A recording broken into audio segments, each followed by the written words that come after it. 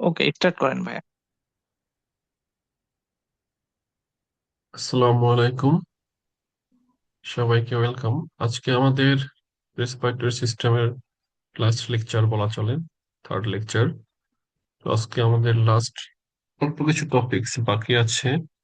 তো আশা করি আজকে আমাদের সবগুলো টপিক কভার হয়ে যাবে। গত ক্লাসে আমরা লাং ক্যান্সার পর্যন্ত করেছিলাম। তো আজকে আমরা একটা টপিক স্কিপ করে আসছিলাম গত ক্লাসে, সেটা হচ্ছে fungal infection of the lung. তো আজকে আমরা সেখান থেকে শুরু করব। তো respiratory disease caused by fungi, একটা জিনিস মাথায় রাখবেন, সেটা হচ্ছে আমাদের বডিতে যে কোনো fungal infection usually immunocompromised পেশেন্টদের বেশি হয়। ইউজুয়ালি ইমিউনো কম্পিটেন্ট পেশেন্টদের ফাঙ্গাল ডিজিজ খুবই রেয়ার।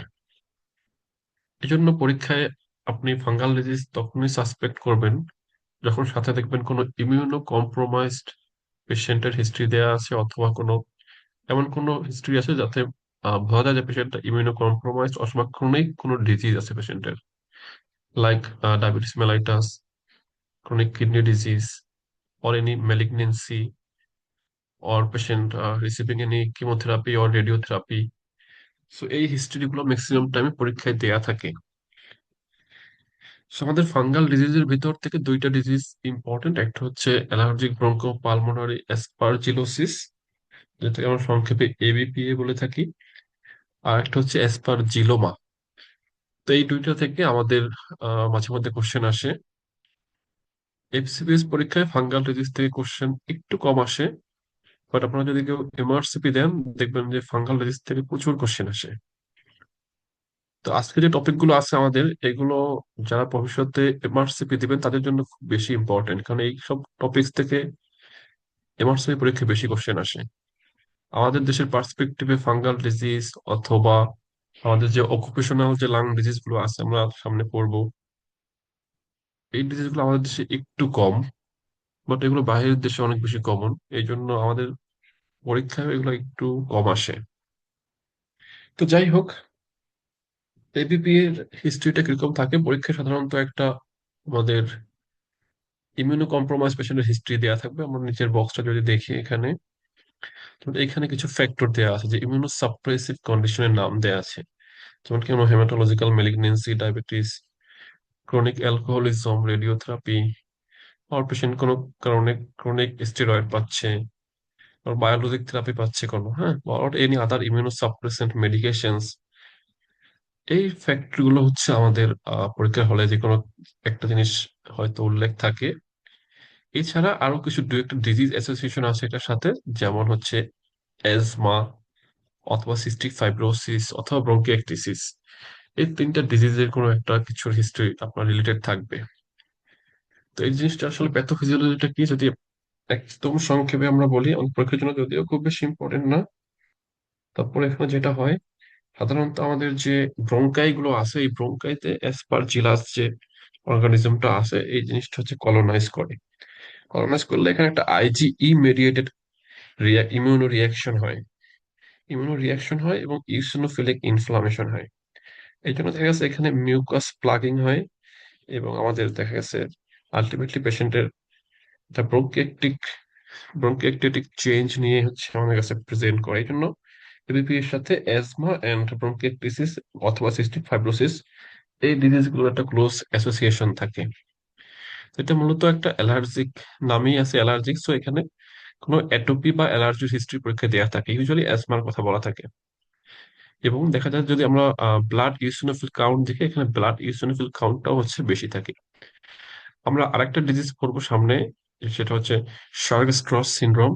সেখানেও এই সেম দুটো জিনিস থাকে, একটা হচ্ছে অ্যাজমার হিস্ট্রি, আর একটা হচ্ছে ইউসিনোফিলিয়ার হিস্ট্রি। তো এই দুইটা জিনিস আমরা এই দুইটা ক্ষেত্রে পরীক্ষায় ম্যাক্সিমাম টাইমে উল্লেখ করা থাকে। তো এই পেশেন্ট গুলো আমাদের কাছে প্রেজেন্ট করে কিভাবে, সাধারণত দেখা যাচ্ছে আপনার acute phase of fever, breathlessness and cough, এগুলো নিয়ে আমাদের কাছে প্রেজেন্ট করে। সামটাইমস হেমোপটাইসিস নিয়েও পেশেন্ট প্রেজেন্ট করতে পারে। আমরা যদি এখানে দেখি, আমাদের এই ফিচার গুলো দেওয়া আছে যে common manifestations in the early phase include fever, breathlessness, calf. তো আপনি কখন সাসপেক্ট করবেন একটা পেশেন্ট এবিপি, সেটা আমি অলরেডি বলে ফেলছি। সেটা হচ্ছে যখন কোনো পেশেন্টের সাথে অ্যাজমা বা সিস্টিক ফাইব্রোসিস বা ব্রঙ্কাইটিসের হিস্ট্রি থাকবে, অথবা পেশেন্টের কোনো ইমিউনো কম্প্রোমাইজ পেশেন্টের এই ফিচারগুলো থাকবে, তখন আমরা চিন্তা করবো যে পেশেন্টের এই আমাদের এবিপিএ হইতে পারে। এখানে আমরা সাধারণত ডায়াগনোসিস করি কিভাবে, আপনার আমার এখানে একটা বক্স আছে, দেখেন বক্সটা যদি আমরা একটু দেখি, এই বক্সটা একটু দেখি আমরা, features of allergic bronchopulmonary aspergillosis. তাহলে এখানে অ্যাজমা থাকবে মোস্ট অফ দা পেশেন্টদের ক্ষেত্রে। এছাড়া প্রক্সিমাল ব্রঙ্কিয়েক্টেসিস, যেটা আমি একটু আগে বললাম যে কিভাবে ব্রঙ্কিয়েক্টেসিসটা ডেভেলপ করতেছে। তো প্রক্সিমাল ব্রঙ্কিয়েক্টেসিস বা আপার লোব ব্রঙ্কিয়েক্টেসিস যদি থাকে। এছাড়া আমরা একটু পরে পড়বো, আমাদের একটা কোশ্চেন পরীক্ষায় আসে স্পেশালি এমসিকিউতে, সেটা হচ্ছে আপার জোন ফাইব্রোসিস আর হচ্ছে লোয়ার জোন ফাইব্রোসিস। তো এখানে ইউজুয়ালি আপার জোন ফাইব্রোসিস একটা ফিচার থাকে। এছাড়া পজিটিভ স্কিন ট্রেস্ট থাকবে এবং এলিভেটেড টোটাল সিরাম আইজি। আমি অলরেডি বলে ফেলছি প্যাথোফিজিওলজি বলার সময় যে এখানে একটা আইজি মেডিয়েটেড রিয়াকশন হয় এবং ইসিনোফিলিক ইনফ্লামেশন হয়। সো আমরা এই জন্য সিরাম আইজি লেভেলটাও বেশি পাই এবং পেরিফেরাল ব্লাড যে ইসিনোফিলিয়া এটা আমরা বেশি পাই, মোর দেন 0.5। এখানে একটা জিনিস মনে রাখবেন, আমরা যখন শার্ক স্ট্রস সিনড্রোম পড়বো ওইখানে থাকে হচ্ছে মোর দেন 1.5। Or presence or history of chest X ray অ্যাবনরমালিটি, সাধারণত যেটা বললাম যে সিস্টিক ফাইব্রোসিস অথবা ব্রোঙ্কিয়ালটিক কোনো চেঞ্জ, এটা এক্স রেতে বলা থাকতে পারে, বাট ইউজুয়ালি বলে না ওইভাবে। ঠিক আছে, তো এই ফিচারগুলো মোটামুটি আমাদেরকে থাকে। আর যেটা আসে আমাদের সেটা হচ্ছে ট্রিটমেন্ট। ট্রিটমেন্ট হচ্ছে মেনলি লোডোস স্টেরয়েড, লোডোস গ্লুকোকর্টিকয়েড, এটা হচ্ছে আমাদের ফার্স্ট লাইন ট্রিটমেন্ট। এছাড়া আমরা অনেক সময় অ্যান্টিফাঙ্গাল যে ডিজিজ ইমিউনোসাপ্রেসেন্ট আছে, যে সব যেমন ইট্রাকোনাজল, এগুলো আমরা অ্যালং উইথ স্টেরয়েড ইউজ করতে পারি। আমাদের মেইন ট্রিটমেন্ট হচ্ছে স্টেরয়েড। এরপরে আরেকটা ডিজিজ যেটা আমাদের ফাঙ্গালের ভিতর, সেটা হচ্ছে অ্যাসপারজিলোমা। এইটা আমাদের অনেক সময় পরীক্ষায় আসে। তো আপনাদের একটা কথা বলি, আমাদের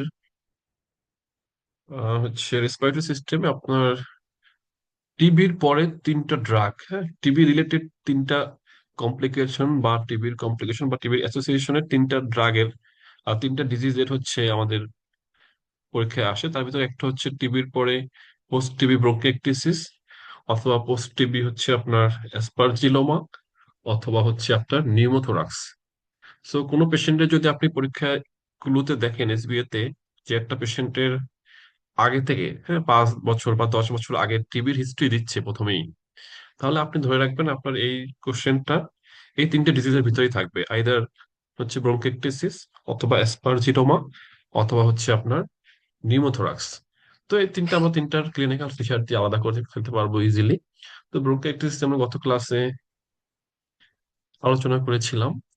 তো আজকে আমরা এখানে একটু অ্যাসপারজিলোমাটা একটু দেখি, যে সিম্পল অ্যাসপারজিলোমা, হ্যাঁ, এখানে যদি মার্ক করা নাই এটা পরীক্ষায় আসে। তো এখানে কি হিস্ট্রি দিবে আপনাকে, পরীক্ষা কোশ্চেনটা কিরকম থাকে বা আমরা কিভাবে আলাদা করব ব্রঙ্কিওক্লিসিস থেকে। ব্রঙ্কিওক্লিসিসে ইউজুয়ালি ফিচারটা কি থাকে, আমরা বলছিলাম যে ব্রঙ্কিওক্লিসিসে একটা পুরুলেন্ট স্পুটাম থাকবে, মানে কপিয়াস amount, huge amount of sputum থাকে। আর কি থাকে ওইখানে, হেমোপ্টাইসিসটা ইউজুয়ালি মাইল্ড টু মডারেট থাকে ব্রঙ্কিওক্লিসিসে। ঠিক আছে, বাট এখানে যেটা হয়, আমার অ্যাসপারজিলোমাটা ইউজুয়ালি স্পুটামের পরিমাণটা কম থাকে, বাট হচ্ছে এখানে হেমোপ্টাইসিসটা প্রিডমিনেন্ট ফিচার থাকে।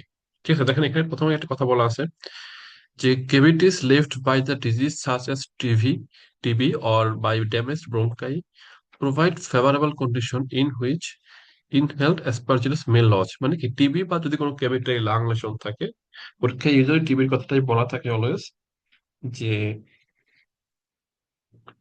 একটা পেশেন্টের হয়তো 5-10 বছর আগে টিবি ছিল, এখন সে হচ্ছে প্রফিউজ বা সিভিয়ার হচ্ছে হেমোপ্টাইসিস নিয়ে প্রেজেন্ট করলো, সেক্ষেত্রে আরো দুই একটা ফিচার দিয়ে দিবে।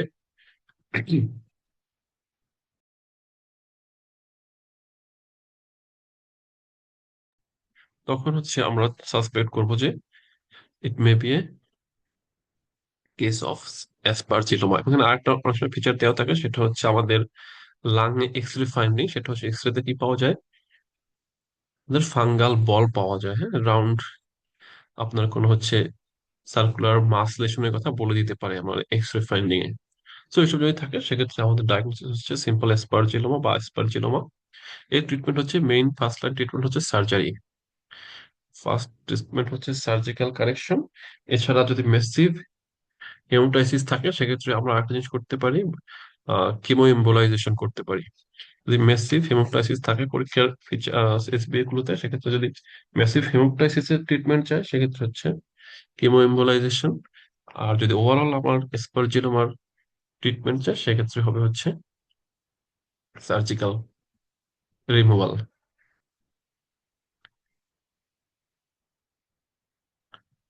তাহলে এবিপিএ বললাম, স্পারজিলোমা বললাম, এই দুইটা থেকে আমাদের মাঝে মধ্যে কোশ্চেন আসে। তবে আপনার আরেকটা জিনিস যেটা, সেটা হচ্ছে আমরা ব্রঙ্কিওক্লিসিসের সাথে আলাদা করবেন কিভাবে, এটা ব্রঙ্কিওক্লিসিসের সাথে আলাদা একটা ঝামেলা বাঁধে। এইটা আমার সময় একটা কোশ্চেন ছিল এরকমের, যে টিবি ছিল একটা পেশেন্টের 10 বছর আগে, তারপরে একটা ক্লু সিনারিও দেওয়া ছিল, এরপরে অপশনে অ্যাসপারজিলোমা ছিল, ব্রঙ্কিওক্লিসিস ছিল। এটা দেখা যাচ্ছে অনেকেই ব্রঙ্কিওক্লিসিস আনসার করছিল, অনেকে হচ্ছে অ্যাসপারজিলোমা।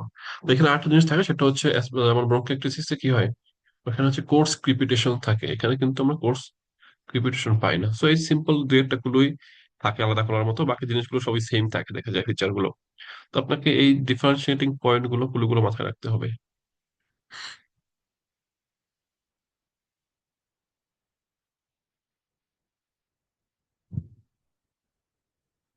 এগুলো আমাদের খুব বেশি কিছু দরকার নাই, টিউমার অলরেডি আমাদের হয়ে গেছে। এরপরে যেটা ইম্পর্টেন্ট টপিক সেটা হচ্ছে ডিপিএলডি।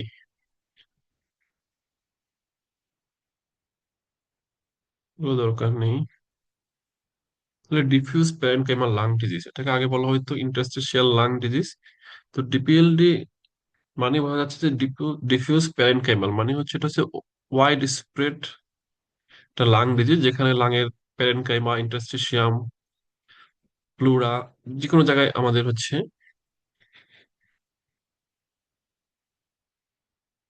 লেশনটা থাকতে পারে, বা ওয়াইড স্প্রেড থাকে ইউজুয়ালি, এই জন্য নামটা হচ্ছে ডিপিএলডি।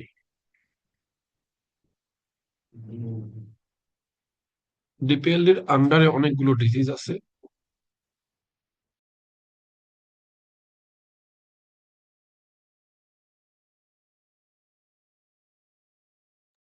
ডিপিএলডি এর আন্ডারে আমাদের অনেকগুলো ডিজিজ আছে, তার ভিতরে আমাদের একটা হচ্ছে মোস্ট কমন, যেটা ইডিওপ্যাথিক পালমোনারি ফাইব্রোসিস।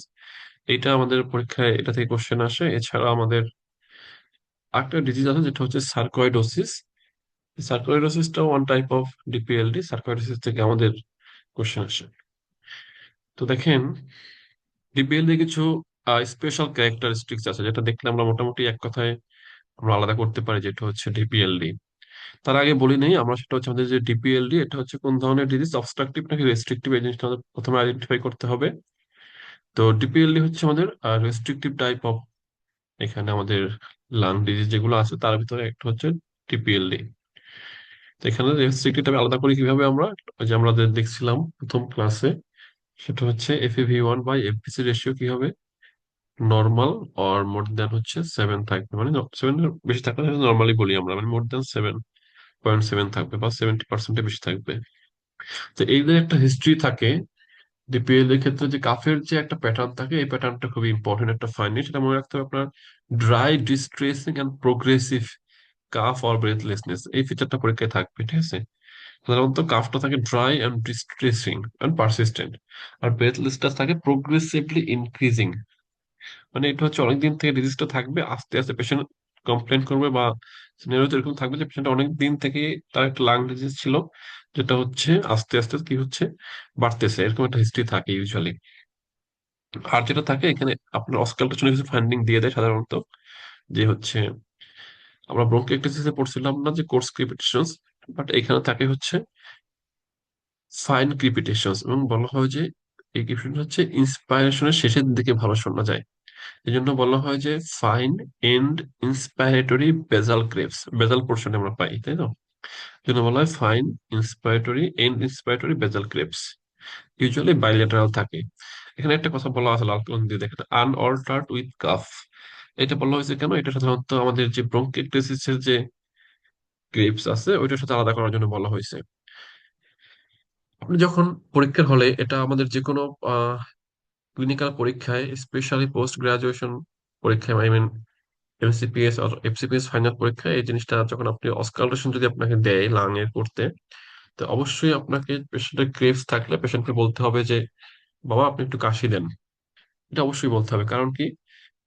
কারণ হচ্ছে এইটাই যে আমরা এটাকে আলাদা করবো, যদিও আরো অনেক পয়েন্ট আছে আলাদা করা, বাট তারপর এটা দরকার যে হচ্ছে ব্রঙ্কিয়ালটিস যে কাফ আছে, ওইটা যখন কাশি দিবে তখন ওইটা অল্টার্ড হয়। আর হচ্ছে আপনার ডিপিএলডির যে কাফ, সেটা হচ্ছে মানে ডিপিএলডির যে ক্রেভস, এটা হচ্ছে কাশির সাথে অল্টারেশন হবে না, এই জন্যই বলা হচ্ছে যে আনঅল্টার্ড উইথ কাফ। এখন বলতে পারেন তাহলে ব্রঙ্কিয়ালটিসের কাফে ক্রেভস কেন অল্টারেশন হবে? কারণ কি? কারণ ব্রঙ্কিয়ালটিসের যে সিস্টিক চেঞ্জ গুলো থাকে বা সিস্টিক স্ট্রাকচার গুলো থাকে, ওর ভিতর কি থাকে? সিক্রেশন থাকে। যখন আপনি কাশি দিচ্ছেন তখন ওই সিক্রেশন গুলো বের হয়ে যাচ্ছে, এই জন্য আমার হচ্ছে এখানে ক্রেভসটা অল্টারেশন হচ্ছে। বাট ইন কেস অফ ডিপিএলডি, এখানে তো আমার কোনো সিক্রেশন নাই, ঠিক আছে? এখানে তো লাং ফাইব্রোসিস হচ্ছে, ফাইব্রাস টিস্যু বাড়তেছে। তো এখানে আপনার কাশির সাথে আপনার ক্রিপিটেশন বা ক্রেভস এর কোনো রিলেশন নাই। এই জন্য ডিপিএলডি এর ক্ষেত্রে আপনি যখন ইভেন যখন আমার পরীক্ষায় আপনার হচ্ছে স্যার বলতে বলে যে বলেন তো কি ফান্ডিং পাইলেন, তখন আপনাকে এই কথাই বলতে হবে যে bilateral fine and inspiratory crepes altered which is unaltered with cuff in case of DPLD। এই জিনিসটা কি বুঝতে পারছি কিনা? সো এগুলোটা অনেক সময় পরীক্ষায় থাকে, হ্যাঁ, আনঅল্টার্ড উইথ কাফ বা ব্রঙ্কাইটিস এর ক্ষেত্রে অল্টারেশন অফ কাফ। ভাই বুঝছেন কিনা যে কেন অল্টারেশন হয় বা কোনটাতে হবে বা কেন হয়? না বুঝলে আমি আবার বলবো। না, আরেকটু বোঝাইলে ভালো হয়। হ্যাঁ, ঠিক আছে, ওকে। তো যেটা বললাম আমি, সেটা হচ্ছে যে আমাদের যে ব্রঙ্কিয়াকটিসিস এন্ড হচ্ছে ডিপিএলডি, এই দুইটার ক্রিপিটেশন আলাদা করার জন্য একটা ওয়ে হচ্ছে যে পেশেন্টকে আমরা যখন অসকালটেশন করব, তখন আমরা পেশেন্টকে বলতে হবে যে বাবা একটু কাশি দেন, হ্যাঁ। কেন বলবো? কারণ হচ্ছে আমি বললাম যে ব্রঙ্কিয়াকটিসিসের যে ক্রেভসটা আমরা পাই সেটা হচ্ছে কাশির সাথে চেঞ্জ হয়। বাট ডিপিএলডির যে ক্রেভস, এটা হচ্ছে কাশির সাথে কোনো চেঞ্জ হবে না। এই জন্য আমরা এখানে বলছি যে বেসাল ক্রেভস আনঅল্টার্ড উইথ কাফ, মানে কাফের সাথে কোনো অল্টারেশন হবে না। তো কেন কাফে অল্টারেশন হয় সেটাও বলছি। সেটা হলো যে বা ব্রঙ্কিটিসিসে কি থাকে, ওইখানে প্রচুর সিক্রেশন জমা হয় ব্রঙ্কিয়েক্টেটিক এরিয়া গুলোর ভিতরে। তো যখন আমরা কাশি দিতে বলি, পেশেন্ট যখন কাশি দেয়, তখন হয় কি ওই সিক্রেশন গুলো তো বাইরে বের হয়ে যায়। এই জন্য ক্রেভসটা হচ্ছে ওইখানে চেঞ্জ হয়। বাট ডিপিএলডি তে তো এখানে আমার কোনো সিক্রেশনের কোনো ব্যাপার নাই, ঠিক আছে? এখানে তো আমাদের লাং ফাইব্রোসিস হয়ে স্টিফ হয়ে যাচ্ছে, স্মল হয়ে যাচ্ছে, হ্যাঁ, কানেকটিভ টিস্যু বাড়তেছে। তো এখানে যেহেতু কোনো সিক্রেশনের ব্যাপার নাই, এই জন্য এখানে যে কাশি দিল পেশেন্টের হচ্ছে ক্রিপিটেশনের বা ক্রেপস এর কোনো চেঞ্জ হচ্ছে না, মানে আনঅল্টার্ড থাকতেছে। এই জন্য আমরা বলছি যে এখানে ক্রেপসটা থাকে হচ্ছে usually fine Krebs, best found when patient হচ্ছে মানে ইন্সপাইরেশনের সময় আর কি, সোজা কথা হয় এন্ড ইন্সপাইরেটরি ক্রেপস বলা হয়, in inspiratory fine creps which is unaltered with cough. এখন ক্লিয়ার কিনা? জি, ক্লিয়ার। Okay, thank you. এরপর আমরা সাধারণত ক্লাবিং পাই, ডিপিএলডি এর ম্যাক্সিমাম ভ্যারাইটির ক্ষেত্রে আমরা ক্লাবিং পাই, তবে মোস্ট কমন হচ্ছে আইপিএফ বা ইডিওপ্যাথিক পালমোনারি ফাইব্রোসিস, এখানে আমরা ক্লাবিংটা বেশি কমন। এছাড়া অনেক সময় সেন্ট্রাল সাইনোসিস পাইতে পারি যদি হচ্ছে আমাদের রাইট হার্ট ফেলিওরের কোনো সাইন থাকে সেক্ষেত্রে।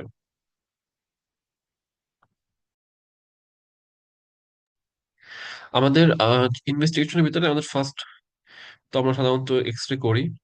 এক্স রে তে কি পাওয়া যায়? ইউজুয়ালি রেটিকুলো নোডুলার শ্যাডো পাওয়া যায়, বাট ইউজুয়ালি এক্স রে তে এত ভালো আসলে বোঝা যায় না যে ডিপিএলডি বা সার্কোইডোসিস এইসব ডিজিজের জন্য ভালো হচ্ছে এইচআরসিটি। আমাদের investigation of choice should be HRCT, মানে হাই রেজলিউশন সিটি স্ক্যান আর কি। তো এইচআরসিটি নর্মাল সিটির ভিতরে পার্থক্য কি? নর্মাল সিটিতে হচ্ছে স্লাইস গুলো একটু বেশি গ্যাপে গ্যাপে নেওয়া হয়, আর এইচআরসিটিতে হচ্ছে অনেক স্লাইড নেওয়া হয়, মানে দেখা গেছে বলা হয় যে নর্মাল সিটিতে 3 মিলিমিটারের বেশি থাকে হচ্ছে থিকনেস, 3 থেকে 10। আর আমার এইচআরসিটির সময় এই যে স্লাইডের থিকনেস গুলো থাকে হচ্ছে লেস দ্যান 3। মানে হচ্ছে এখানে আমাদের যাতে ছোট ছোট লেশন গুলো আমরা আইডেন্টিফাই করতে পারি, এই জন্য এইচআরসিটি হচ্ছে বেটার দেন হচ্ছে নর্মাল বা কনভেনশনাল সিটি স্ক্যান। তো এইচআরসিটি যে ফাইন্ডিং গুলো খুবই ইম্পর্টেন্ট, এখানে অনেকগুলো ফাইন্ডিং পাওয়া যায়। তার ভিতরে গ্রাউন্ড গ্লাস চেঞ্জ বা আমরা বলি না গ্রাউন্ড গ্লাস অপাসিটি, তারপর reticulonodular shadowing, honeycomb cyst and traction bronchiectasis. তো এই চারটাই হচ্ছে আমার আইপিএফ এর বা হচ্ছে ডিপিএলডির আমার এইচআরসিটি ফাইন্ডিং। তো এটা আমাদের পরীক্ষার জন্য ইম্পর্টেন্ট। ঠিক আছে, এখানে আমরা কি কি পাই? Ground glass opacity, reticular nodular shadow, honeycomb appearance, and traction bronchiectasis. Pulmonary function test যদি আমরা করি, সেখানে আমরা রেস্ট্রিকটিভ লাং ডিজিজ পাবো, সেটা আমি একটু আগেই বললাম। তো এই ফিচারগুলো যদি পরীক্ষায় থাকে কোনো পেশেন্টের, সেক্ষেত্রে আমাদের ডায়াগনোসিস হবে most probably idiopathic pulmonary fibrosis. এর বাইরে যেগুলো আছে এগুলো থেকে আমাদের সাধারণত কোশ্চেন আসে না, আমাদের হচ্ছে ইডিওপ্যাথিক পালমোনারি ফাইব্রোসিস থেকে কোশ্চেন আসে। এখন আরেকটা জিনিস আমি বলি, সেটা থেকে এমসিকিউ আসে আমাদের মোস্ট অফ দ্য টাইম, অনেকবার এমসিকিউ আসে। সেটা হচ্ছে আমাদের কিছু কিছু কন্ডিশনে আমাদের লাংস এর আপার লোব ফাইব্রোসিস হয়, কিছু কিছু ডিজিজে হচ্ছে লোয়ার লোব ফাইব্রোসিস হয়। আপনারা যে কোনো একটা মনে রাখবেন, আইদার আপার লোবেরটা মনে রাখবেন অথবা হচ্ছে লোয়ার লোবেরটা মনে রাখবেন, দুইটা মনে রাখার দরকার নেই। দুইটা মনে রাখতে গেলে অনেক সময় কনফিউশন হয়ে যায়। তো আপার লোব ফাইব্রোসিস মনে রাখার জন্য একটা নিমোনিক আছে, সেটা হচ্ছে চার্টস, CHART, চার্ট সাথে এস, চার্টস। তো সিতে কি হয়? সিতে হচ্ছে কোল ওয়ার্কার নিউমোকোনোসিস, যেটাকে আমরা অকুপেশনাল অ্যাজমা পড়ার সময় পড়বো। এইচ হচ্ছে হিস্টোপ্লাজমোসিস। এরপর হচ্ছে এতে হচ্ছে অ্যাঙ্কাইলোজিং স্পন্ডাইলাইটিস। আর এ হচ্ছে রেডিয়েশন। এরপর হচ্ছে টিতে হচ্ছে টিউবারকুলোসিস। আর লাস্টে এসে হচ্ছে সার্কয়েডোসিস। তাহলে এই জিনিসগুলো মনে রাখলে হবে, এগুলো সাধারণত আপার লোব ফাইব্রোসিস করে। এর বাদে পরীক্ষা আপনার অপশন যা থাকবে সবই আপনি লোয়ার লোব ফাইব্রোসিসে দিয়ে দিবেন। ট্রু ফলস, এটা ট্রু ফলস আসে। ঠিক আছে, তাহলে আমি আবার বলি, আপার লোবের ভিতরে কি কি আছে? চার্টস আমরা বলি নিমোনিক, চার্টস এর ভিতরে সিতে হচ্ছে কোল ওয়ার্কার নিউমোকোনিসিস, এইচ হচ্ছে হিস্টোপ্লাজমোসিস, এতে হচ্ছে অ্যাঙ্কাইলোজিং স্পন্ডাইলাইটিস, আর এ এ- আর এ হচ্ছে রেডিয়েশন বা রেডিয়েশন নিউমোনাইটিস, টিতে হচ্ছে টিউবারকুলোসিস, এসে হচ্ছে সার্কোইডোসিস। এগুলো হচ্ছে আবার আপার লোব ফাইব্রোসিস করে। আর লোয়ার লোব ফাইব্রোসিস করে ইউজুয়ালি এখানে, যেটা আমরা একটু আগে বললাম ইডিওপ্যাথিক পালমোনারি ফাইব্রোসিস, এটা পরীক্ষায় আসে। এছাড়া অ্যাসবেস্টোসিস, দেন হচ্ছে আপনার কিছু ড্রাগস আছে, হ্যাঁ, ড্রাগস গুলো পরীক্ষায় আসে, মেথোট্রেক্সেট, নাইট্রোফ্রান্টোইন, ব্লিওমাইসিন, এমিওডারন। এই 4-5টা ড্রাগের নাম মনে রাখলেই হবে, এর বাইরে খুব একটা আসে না পরীক্ষায়। এছাড়া all connective tissue disease except ankylosing spondylitis, এগুলো সব হচ্ছে লোয়ার লোব ফাইব্রোসিস করে। যত ধরনের কানেকটিভ টিস্যু ডিজিজ আছে, যেমন রিউমাটয়েড আর্থ্রাইটিস, তারপরে আপনার সিস্টেমিক স্ক্লেরোসিস, এসিলি, এগুলো হচ্ছে আমাদের লোয়ার লোব ফাইব্রোসিস করে। শুধুমাত্র অ্যাঙ্কাইলোজিং স্পন্ডাইলিটিস যেটা, সেটা হচ্ছে আপার লোব করে, যেটা আমরা একটা চার্টস এর ভিতরে বললাম। তাহলে এই কয়েকটা জিনিস আপনাকে একটু এমসিকিউ এর জন্য মনে রাখতে হবে, এটা পরীক্ষায় আসে।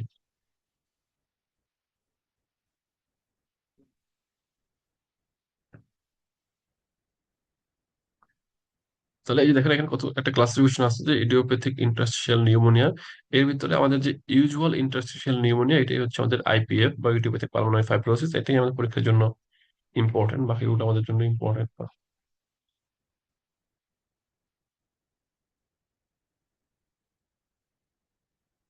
দেখেন এখানে আমরা যদি একটু ইনভেস্টিগেশন দেখি, এখানে কোন ক্ষেত্রে আমরা কোনটা পাবো সেটা ইভেন্টলি বলছে। যেমন সিবিসি করলে সাধারণত আমরা লিথোপেনিয়া পেলে, সেটা আমরা সার্কোইডোসিস, এটা আমরা পড়বো একটু পরে, সার্কোইডোসিস চিন্তা করতে পারি।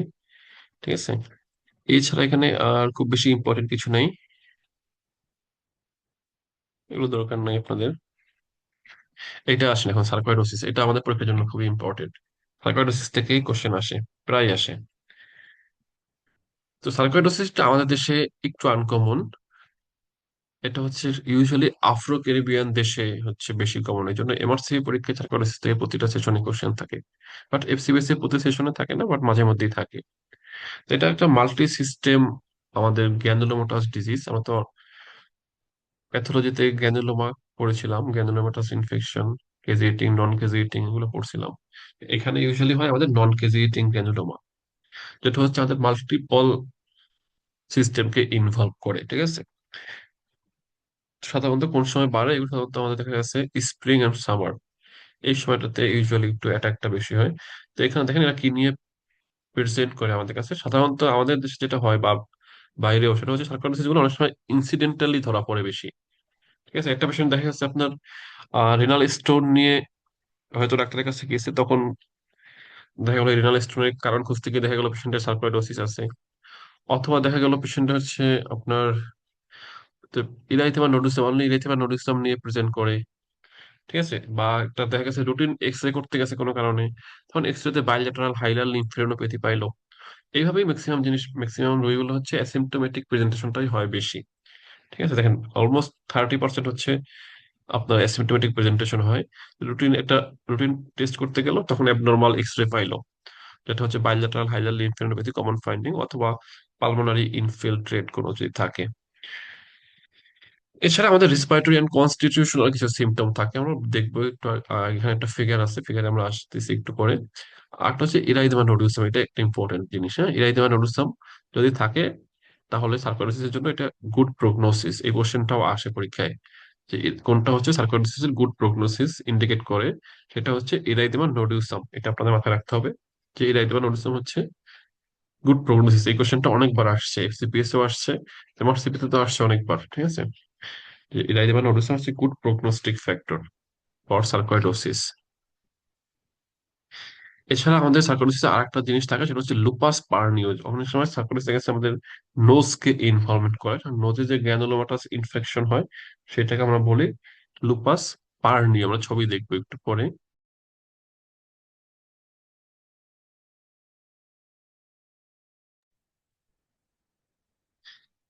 এছাড়া সুপারফিশিয়াল লিম্ফেডেনোপ্যাথি নিয়ে প্রেজেন্ট করতে পারে, অথবা রেয়ার কিছু ক্ষেত্রে যেটা আমি বললাম হাইপার ক্যালসিমিয়া থেকে নেফ্রোক্যালসিনোসিস নিয়ে প্রেজেন্ট করতে পারে, অথবা ডায়াবেটিস ইনসিপিটাস, ক্রিনিয়াল নার্ভ পালসি। এগুলো খুবই আনকমন জিনিস। আমরা একটু ফিচারটা দেখি এখানে। দেখেন এখানে কি কি আছে, মোটামুটি আমাদের বিভিন্ন অর্গানকে ইনভলভ করতে পারে, ব্রেন থেকে শুরু করে একদম আমাদের হচ্ছে লেগ পর্যন্ত। ঠিক আছে, দেখেন লেক্রিমাল গ্ল্যান্ড বা প্যারোটিড গ্ল্যান্ড এনলার্জমেন্ট করতে পারে, মেনিনজাইটিস করতে পারে, ইউজুয়ালি পেকি মেনিনজাইটিস। হ্যাঁ, পেকি মেনিনজাইটিস মানে কি বলতে পারেন কেউ একজন?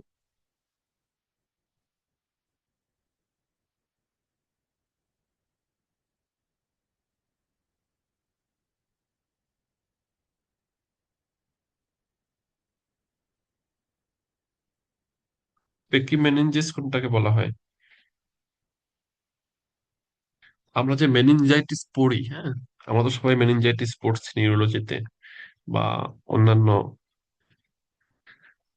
ক্লাসেও পড়েছি। তো মেনিনজাইটিসের হচ্ছে মেইনলি দুইটা ভাগে ভাগ করা হয় মেনিনজিসকে, একটা হচ্ছে পেকি মেনিনজিস আর একটা হচ্ছে লেপ্টোমেনিনজিস।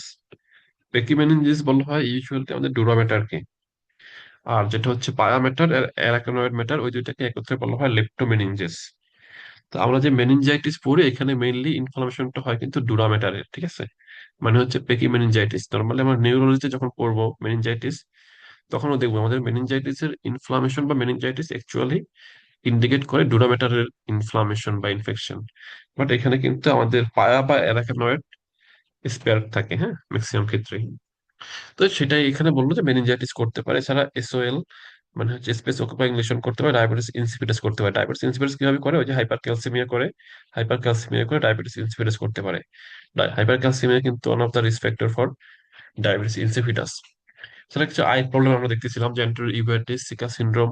এগুলো আসলে সবকিছু পরীক্ষার জন্য ইম্পর্টেন্ট না, পরীক্ষার জন্য ইম্পর্টেন্ট হচ্ছে কয়েকটা জিনিস। একটা হচ্ছে লুপাস পার্নিও, যেটা হচ্ছে নেজাল সার্কয়েড, আর একটা হচ্ছে বায়োলেটারাল হাইলার লিম্ফোডেনোপ্যাথি। এটা তো অবশ্যই খুব বেশি ইম্পর্টেন্ট, যেটা আমি একটু পরে একটা বক্স আছে ওটা দেখবো। এরপরে যেটা আছে সেটা হচ্ছে আমাদের যে ইরাইদেমা নোডুসাম আর হচ্ছে হাইপার ক্যালসিমিয়া। তো এই জিনিসগুলো হচ্ছে পরীক্ষার সাধারণত এইগুলোই থাকে বেশি। এর বাইরে অনেক কিছু এখানে আছে, ক্রেনিয়াল নার্ভ পালসি বা হচ্ছে যে lacrimal gland enlargement, parotid gland enlargement, এগুলো পরীক্ষায় খুব একটা বেশি কিছু থাকে না। ইরাইদেমা নোডুসামটাকে এটা আমরা যখন ডার্মাটোলজি পড়বো তখন দেখবো আমাদের পায়ে বা শিনে, স্পেশালি শিনে কিছু পেইনফুল রেড হচ্ছে নোডুলার লেশন দেখা যায়, এগুলোকে বলা হয় যে ইরাইদেমা নোডুলসাম। এটা অনেক কন্ডিশনে পাওয়া যায়, তার ভিতরে একটা হচ্ছে সার্কোইডোসিস, এবং একটা হচ্ছে সার্কোইডোসিসের জন্য একটা গুড প্রগনোসিস। তো এই কোশ্চেনটা কিন্তু ইম্পর্টেন্ট। এরপরে আমাদের এই বক্সটা ইম্পর্টেন্ট, 17.74, যে এক্সরে চেঞ্জেস এন্ড হচ্ছে স্টেজ অফ সার্কোইডোসিস। এটা পরীক্ষায় আসে, এখান থেকে কোশ্চেন। তো দেখেন এখানে স্টেজ 1 হচ্ছে বাইলেটারাল হাইলার লিম্ফোডেনোপ্যাথি, আর স্টেজ 3 হচ্ছে প্যারেনকাইমাল ইনফিলট্রেটস উইদাউট বাইলেটারাল হাইলার লিম্ফোডেনোপ্যাথি। আমরা প্রথম ক্লাসে দেখছিলাম যে বাইলেটারাল হাইলার লিম্ফোডেনোপ্যাথির কজ কি কি। তার ভিতরে প্রথমেই ছিল হচ্ছে সার্কোইডোসিস, এরপরে টিবি। ঠিক আছে, তাহলে স্টেজ 1 এ আমরা শুধু পাবো বাইলেটারাল হাইলার লিম্ফোডেনোপ্যাথি। স্টেজ 3 তে পাবো হচ্ছে আমরা প্যারেনকাইমাল ইনফিলট্রেট বা লাং ইনফিলট্রেট। তাহলে স্টেজ 1 3 হয়ে গেল আমার। আর স্টেজ 2 যেটা, এখানে কিছু কম্বিনেশন, দুইটার কম্বিনেশন। ঠিক আছে, এটা একটু খেয়াল রাখবো। অনেকে স্টেজ 2 তে পার্মানেন্ট ইনফিলট্রেট এটা মনে করে যে স্টেজ 2 তে, বাট তা কিন্তু না। স্টেজ 2 হচ্ছে দুইটার কম্বিনেশন। তারপর মনে রাখবেন যে স্টেজ 1 এ হচ্ছে হাইলার লিম্ফোডেনোপ্যাথি বাইলেটারাল, অ্যান্ড স্টেজ 3 তে হচ্ছে পার্মানেন্ট ইনফিলট্রেট।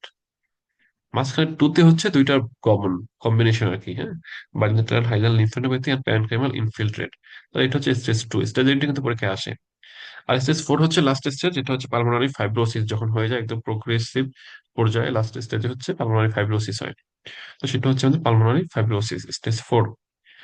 তাহলে আমাদের কনফিউশন বাদে হচ্ছে স্টেজ 2 and 3 নিয়ে। ঠিক আছে, আমি যে কথাগুলো বলতেছি আসলে এই জিনিসগুলো নিয়ে কনফিউশন হয়। দেখে হয়তো মনে হতে পারে আপনাদের কাছে এই জিনিসটা তো খুবই ইজি, বাট পরীক্ষার হলে কিন্তু সিচুয়েশনটা পুরোটাই অন্যরকম থাকে। তো এখানে কিন্তু প্রচুর কনফিউশন অ্যারাইজ করে যদি না আপনি এটা ভালো মতো খেয়াল করে পড়েন। আসলে আমাদের তো কোচিং করার মেইন উদ্দেশ্যই হচ্ছে এইটা, যে কোথায় কোথায় ভুল হয় এই জিনিসগুলো একটু ধরিয়ে দেওয়া। আসলে পড়া তো নিজেরাই পড়ে নেওয়া যায়, এই জিনিসটা আসলে নিজে নিজে পড়ে, মানে নিজে পড়াও যা আর আরেকজন পড়িয়ে দেওয়াও তা। খুব বেশি আসলে শেখানোর কিছু নাই এই জায়গাটাতে। সো এই জিনিসটাতে যেখানে ভুল হয় ওই জিনিসগুলো একটু ধরাই দেওয়া আর কি। এটা অনেকে তো নিজে নিজে পড়ে নিতে পারে। কোচিং করার উদ্দেশ্য হচ্ছে মেইনলি এটা।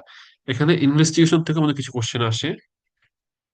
দেখেন এখানে কতগুলো এসবিএ ক্লু দেওয়া আছে। ঠিক আছে, তো আমরা যদি সিবিসি করি, সিবিসি তে কি পাই? সিবিসি তে ইউজুয়ালি হচ্ছে আমরা লিম্ফো পেনিয়া পাই। ঠিক আছে, আর একটা কথা বলছিলাম একটু আগে, যেটা হচ্ছে এখানে হাইপার ক্যালসিমিয়া হয়। আমরা তিনটা ডিজিজে হাইপার ক্যালসিমিয়া ইম্পর্টেন্ট দিয়ে পড়বো। একটা হচ্ছে সার্কোয়েডোসিস, আর একটা আমরা গত ক্লাসে পড়ছিলাম যে লাং ম্যালিগনেন্সিতে যে প্যারানিউপ্লাস্টিক ফিচারে হাইপার ক্যালসিমিয়া হয়। আর একটা পড়বো হচ্ছে আমরা হচ্ছে মাল্টিপল মায়োলোমা যখন পড়বো হেমাটোলজিতে, ওইখানেও হাইপার ক্যালসিমিয়া হয়। বাট তিনটা কন্ডিশনে হাইপার ক্যালসিমিয়ার কজ কিন্তু তিনটা ডিফারেন্ট কজ। সো এইটাও কিন্তু পরীক্ষায় আসে। ঠিক আছে, এই যে 2025-এর জানুয়ারি ফার্স্ট সেশনে যে এমআরসিপি পরীক্ষা হলো, ওইখানেও কিন্তু আসছিল যে সার্কোইডোসিসে হাইপার ক্যালসিমিয়া কেন হয়। ইভেন এফসিপিএস এও আসে। সো এই জিনিসটা আপনাদেরকে একটু বলে রাখি, একসাথে করে লিখে রাখবেন আপনারা যখনই পড়বেন। তো এখানে দেখেন, এখানে হাইপার ক্যালসিমিয়া হচ্ছে কেন? এখানে হচ্ছে আমাদের যে হচ্ছে ভিটামিন D3 অ্যাক্টিভেশনের জন্য। হ্যাঁ, ভিটামিন D আর কি, ভিটামিন D অ্যাক্টিভেশনের জন্য আমার হাইপার ক্যালসিমিয়া হচ্ছে। আর যেটা হচ্ছে আমরা লাং টিউমারে পড়ছিলাম, ওইখানে কি হয়? ওইখানে হচ্ছে বললেন, একটু গত ক্লাসে পড়াইছিলাম কেন হাইপার ক্যালসিমিয়া হয় লাং ক্যান্সারে। যে প্যারাথাইরয়েড হরমোন রিলেটেড পেপটাইড বা parathyroid hormone related protein synthesis হয় বেশি বেশি, এই জন্য। আর মাল্টিপল মায়োলোমায় কেন বেশি হাইপারক্যালসিমিয়া হয়? কারণ ওইখানে কি হয়? ওইখানে হচ্ছে বোন ডিস্ট্রাকশন হয়। বোন ডিস্ট্রাকশন হলে আমাদের ক্যালসিয়াম তো ম্যাক্সিমাম থাকে বোনের ভিতরে, এই জন্য বোন ডিস্ট্রাকশনের কারণে ক্যালসিয়ামের লেভেল বেড়ে যায়। সো এই তিনটে কন্ডিশনে হাইপারক্যালসিমিয়ার কজ হচ্ছে তিনটে ডিফারেন্ট কজ। সো এটা পরীক্ষার অনেক সময় আসে, আপনাদের আসতে পারে। এই হাইপারক্যালসিমিয়ার জন্যই আবার কি হয়, আপনার পেশেন্ট ডায়াবেটিস ইনসিপিটাস অথবা নেফ্রোক্যালসিনোসিস বা রিনাল স্টোন নিয়েও প্রেজেন্ট করতে পারে। তাহলে এটা একটা আমাদের কোশ্চেন। সেকেন্ড এসবিআই কি হইতে পারে, সেটা হচ্ছে আমরা এখানে দেখেন একটা এনজাইম আছে। হ্যাঁ, আমরা তো এসিই ইনহিবিটর ড্রাগের নাম অনেক পড়ে থাকি।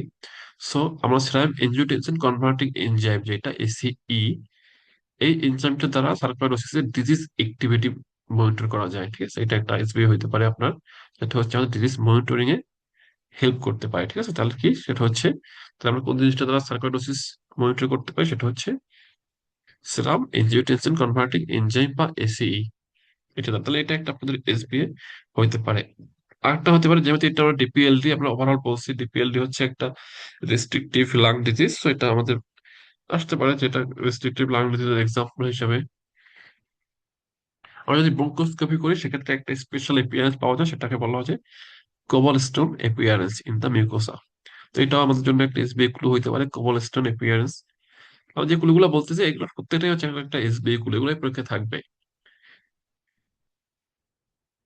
আর যদি আমরা এই সার্চটি করি, সেটা সেটা তাহলে কি পাইতে পারি? সেক্ষেত্রে আমরা রেটিকুলো নোডুলার অপাসিটি পাই, যেটা হচ্ছে অ্যাজ ওয়েল অ্যাজ আমরা আদার সব হচ্ছে এগুলোতেই পাই, ডিপিএলডির আদার কজ গুলোতেও পাই। মানে একদম লাস্ট স্টেজে গিয়ে। তো আমাদের এখানে মেইন জিনিস হচ্ছে তিনটা জিনিস, একটা হচ্ছে হাইপারক্যালসিমিয়া কেন হচ্ছে, ডিজিজ মনিটরিং করতেছি কি দিয়ে, আর একটা হচ্ছে ব্রঙ্কোস্কোপি এপিআরএস। এই তিনটা হচ্ছে বেশি ইম্পর্টেন্ট পরীক্ষার পারপাসে। আর এক্সরেতে কি পাবো সেটা আমরা অলরেডি বলে ফেলছি। আর একটা হচ্ছে এরাইদেবার নোডুসাম, এটা আমরা বলে ফেলছি অলরেডি। ম্যানেজমেন্টের ভিতরে মেইনলি হচ্ছে আমাদের এনএসআইডস, হ্যাঁ, অ্যাকুইট কন্ডিশনে আমরা এনএসআইড ইউজ করব। এছাড়া আমাদের স্টেরয়েডের কিছু রোল আছে, বাট এই কোশ্চেনটা আপনাদের পরীক্ষায় আসে, স্পেশালি এমসিকিউতে আসে, যে আমরা কোন কোন ইন্ডিকেশনে সার্কোইডোসিসে স্টেরয়েড দিব। দেখেন এখানে খুব সুন্দরভাবে লেখা আছে: hypercalcaemia, pulmonary impairment, renal impairment, and হচ্ছে ocular involvement, that is uveitis. তো এই চারটা কন্ডিশনে হচ্ছে আমরা স্টেরয়েড দিব, ঠিক আছে, ইমিডিয়েটলি। তো এই কোশ্চেনটা এমসিকিউতে কিন্তু আসছে, এর পরেও আসতে পারে। সো এই জিনিসটা আমাদের একটু মনে রাখতে হবে, চারটা কন্ডিশন যেখানে আমরা স্টেরয়েড দেই। একটা হচ্ছে ইমিডিয়েটলি, সেটা হচ্ছে hypercalcaemia, pulmonary impairment, renal impairment, and হচ্ছে আমাদের ওকুলার ইনভলভমেন্ট। হ্যাঁ, ইউভেটিস না দিয়ে পরীক্ষায় ওকুলার ইনভলভমেন্টও দিতে পারে। সো এই চারটা কন্ডিশন আপনার এমসিকিউর জন্য মাথায় রাখতে হবে। বক্সটা বললাম তো এখানে আমাদের, আমরা বলছি গুড প্রগনোসিস হচ্ছে, সেটা হচ্ছে ইরাইদেমা নডুসাম। আর কিছু আছে পুয়ার প্রগনোস্টিক ফ্যাক্টর বা লেস ফেভারেবল আউটলুক যেগুলোতে হয়। হ্যাঁ, পরীক্ষায় লেস ফেভারেবল আউটলুক না দিয়ে আপনার দিতে পারে যে পুয়ার প্রগনোস্টিক ফ্যাক্টর ফর হচ্ছে সার্কোইডোসিস। এটা হচ্ছে একটা আমাদের এমসিকিউ কোশ্চেন হতে পারে। সেটা হচ্ছে, একটা হচ্ছে যে আফ্রো ক্যারিবিয়ান আমরা বলছিলাম ওই দিকে বেশি হয়। আরেকটা হচ্ছে যদি বয়স বেশি হয়, হ্যাঁ, age more than 40 years, 40 years, ঠিক আছে, এবং persistent symptoms for more than 6 month যদি থাকে, and involvement of more than 3 organs. আর একটা হচ্ছে লুপাস পার্নিও। সো এই ছয়টা হচ্ছে আমাদের কন্ডিশন, যেটা হচ্ছে আমাদের পুয়ার প্রগনোসিস ইন্ডিকেট করে। এখানে আরেকটা কথা আছে যে স্টেজ 3, যেটা আমি বলিনি এক্সরেতে, হ্যাঁ, স্টেজ 3 আর 4 ডিজিজ যদি থাকে। তো স্টেজ 3 কোনটা বলেন তো?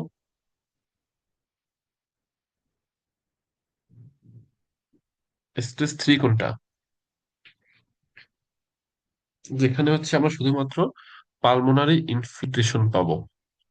এই যে দেখেন, স্টেজ 3 শুধুমাত্র প্যারেনকাইমাল ইনফিল্ট্রেটস উইদাউট বাইলেটারাল হাইলার লিম্ফেনোপ্যাথি। তাহলে এইগুলো হচ্ছে আমার পুরো প্রগনোস্টিক ফ্যাক্টর। আর গুড প্রগনোস্টিক ফ্যাক্টরটা এখানে দেওয়া নাই, বাট এটা পরীক্ষায় আসে, এটা এমআরসিপির বইগুলোতে আছে। সেটা হচ্ছে এরাই আমার নোডুসাম। এটা হচ্ছে আমার গুড প্রগনোস্টিক ফ্যাক্টর।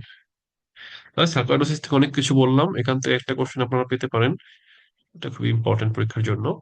এরপরে আসলে বিভিন্ন সিস্টেমিক ডিজিজ, যেটা হচ্ছে আমাদের রেসপিরেটরি সিস্টেমকে ইনভলভ করে।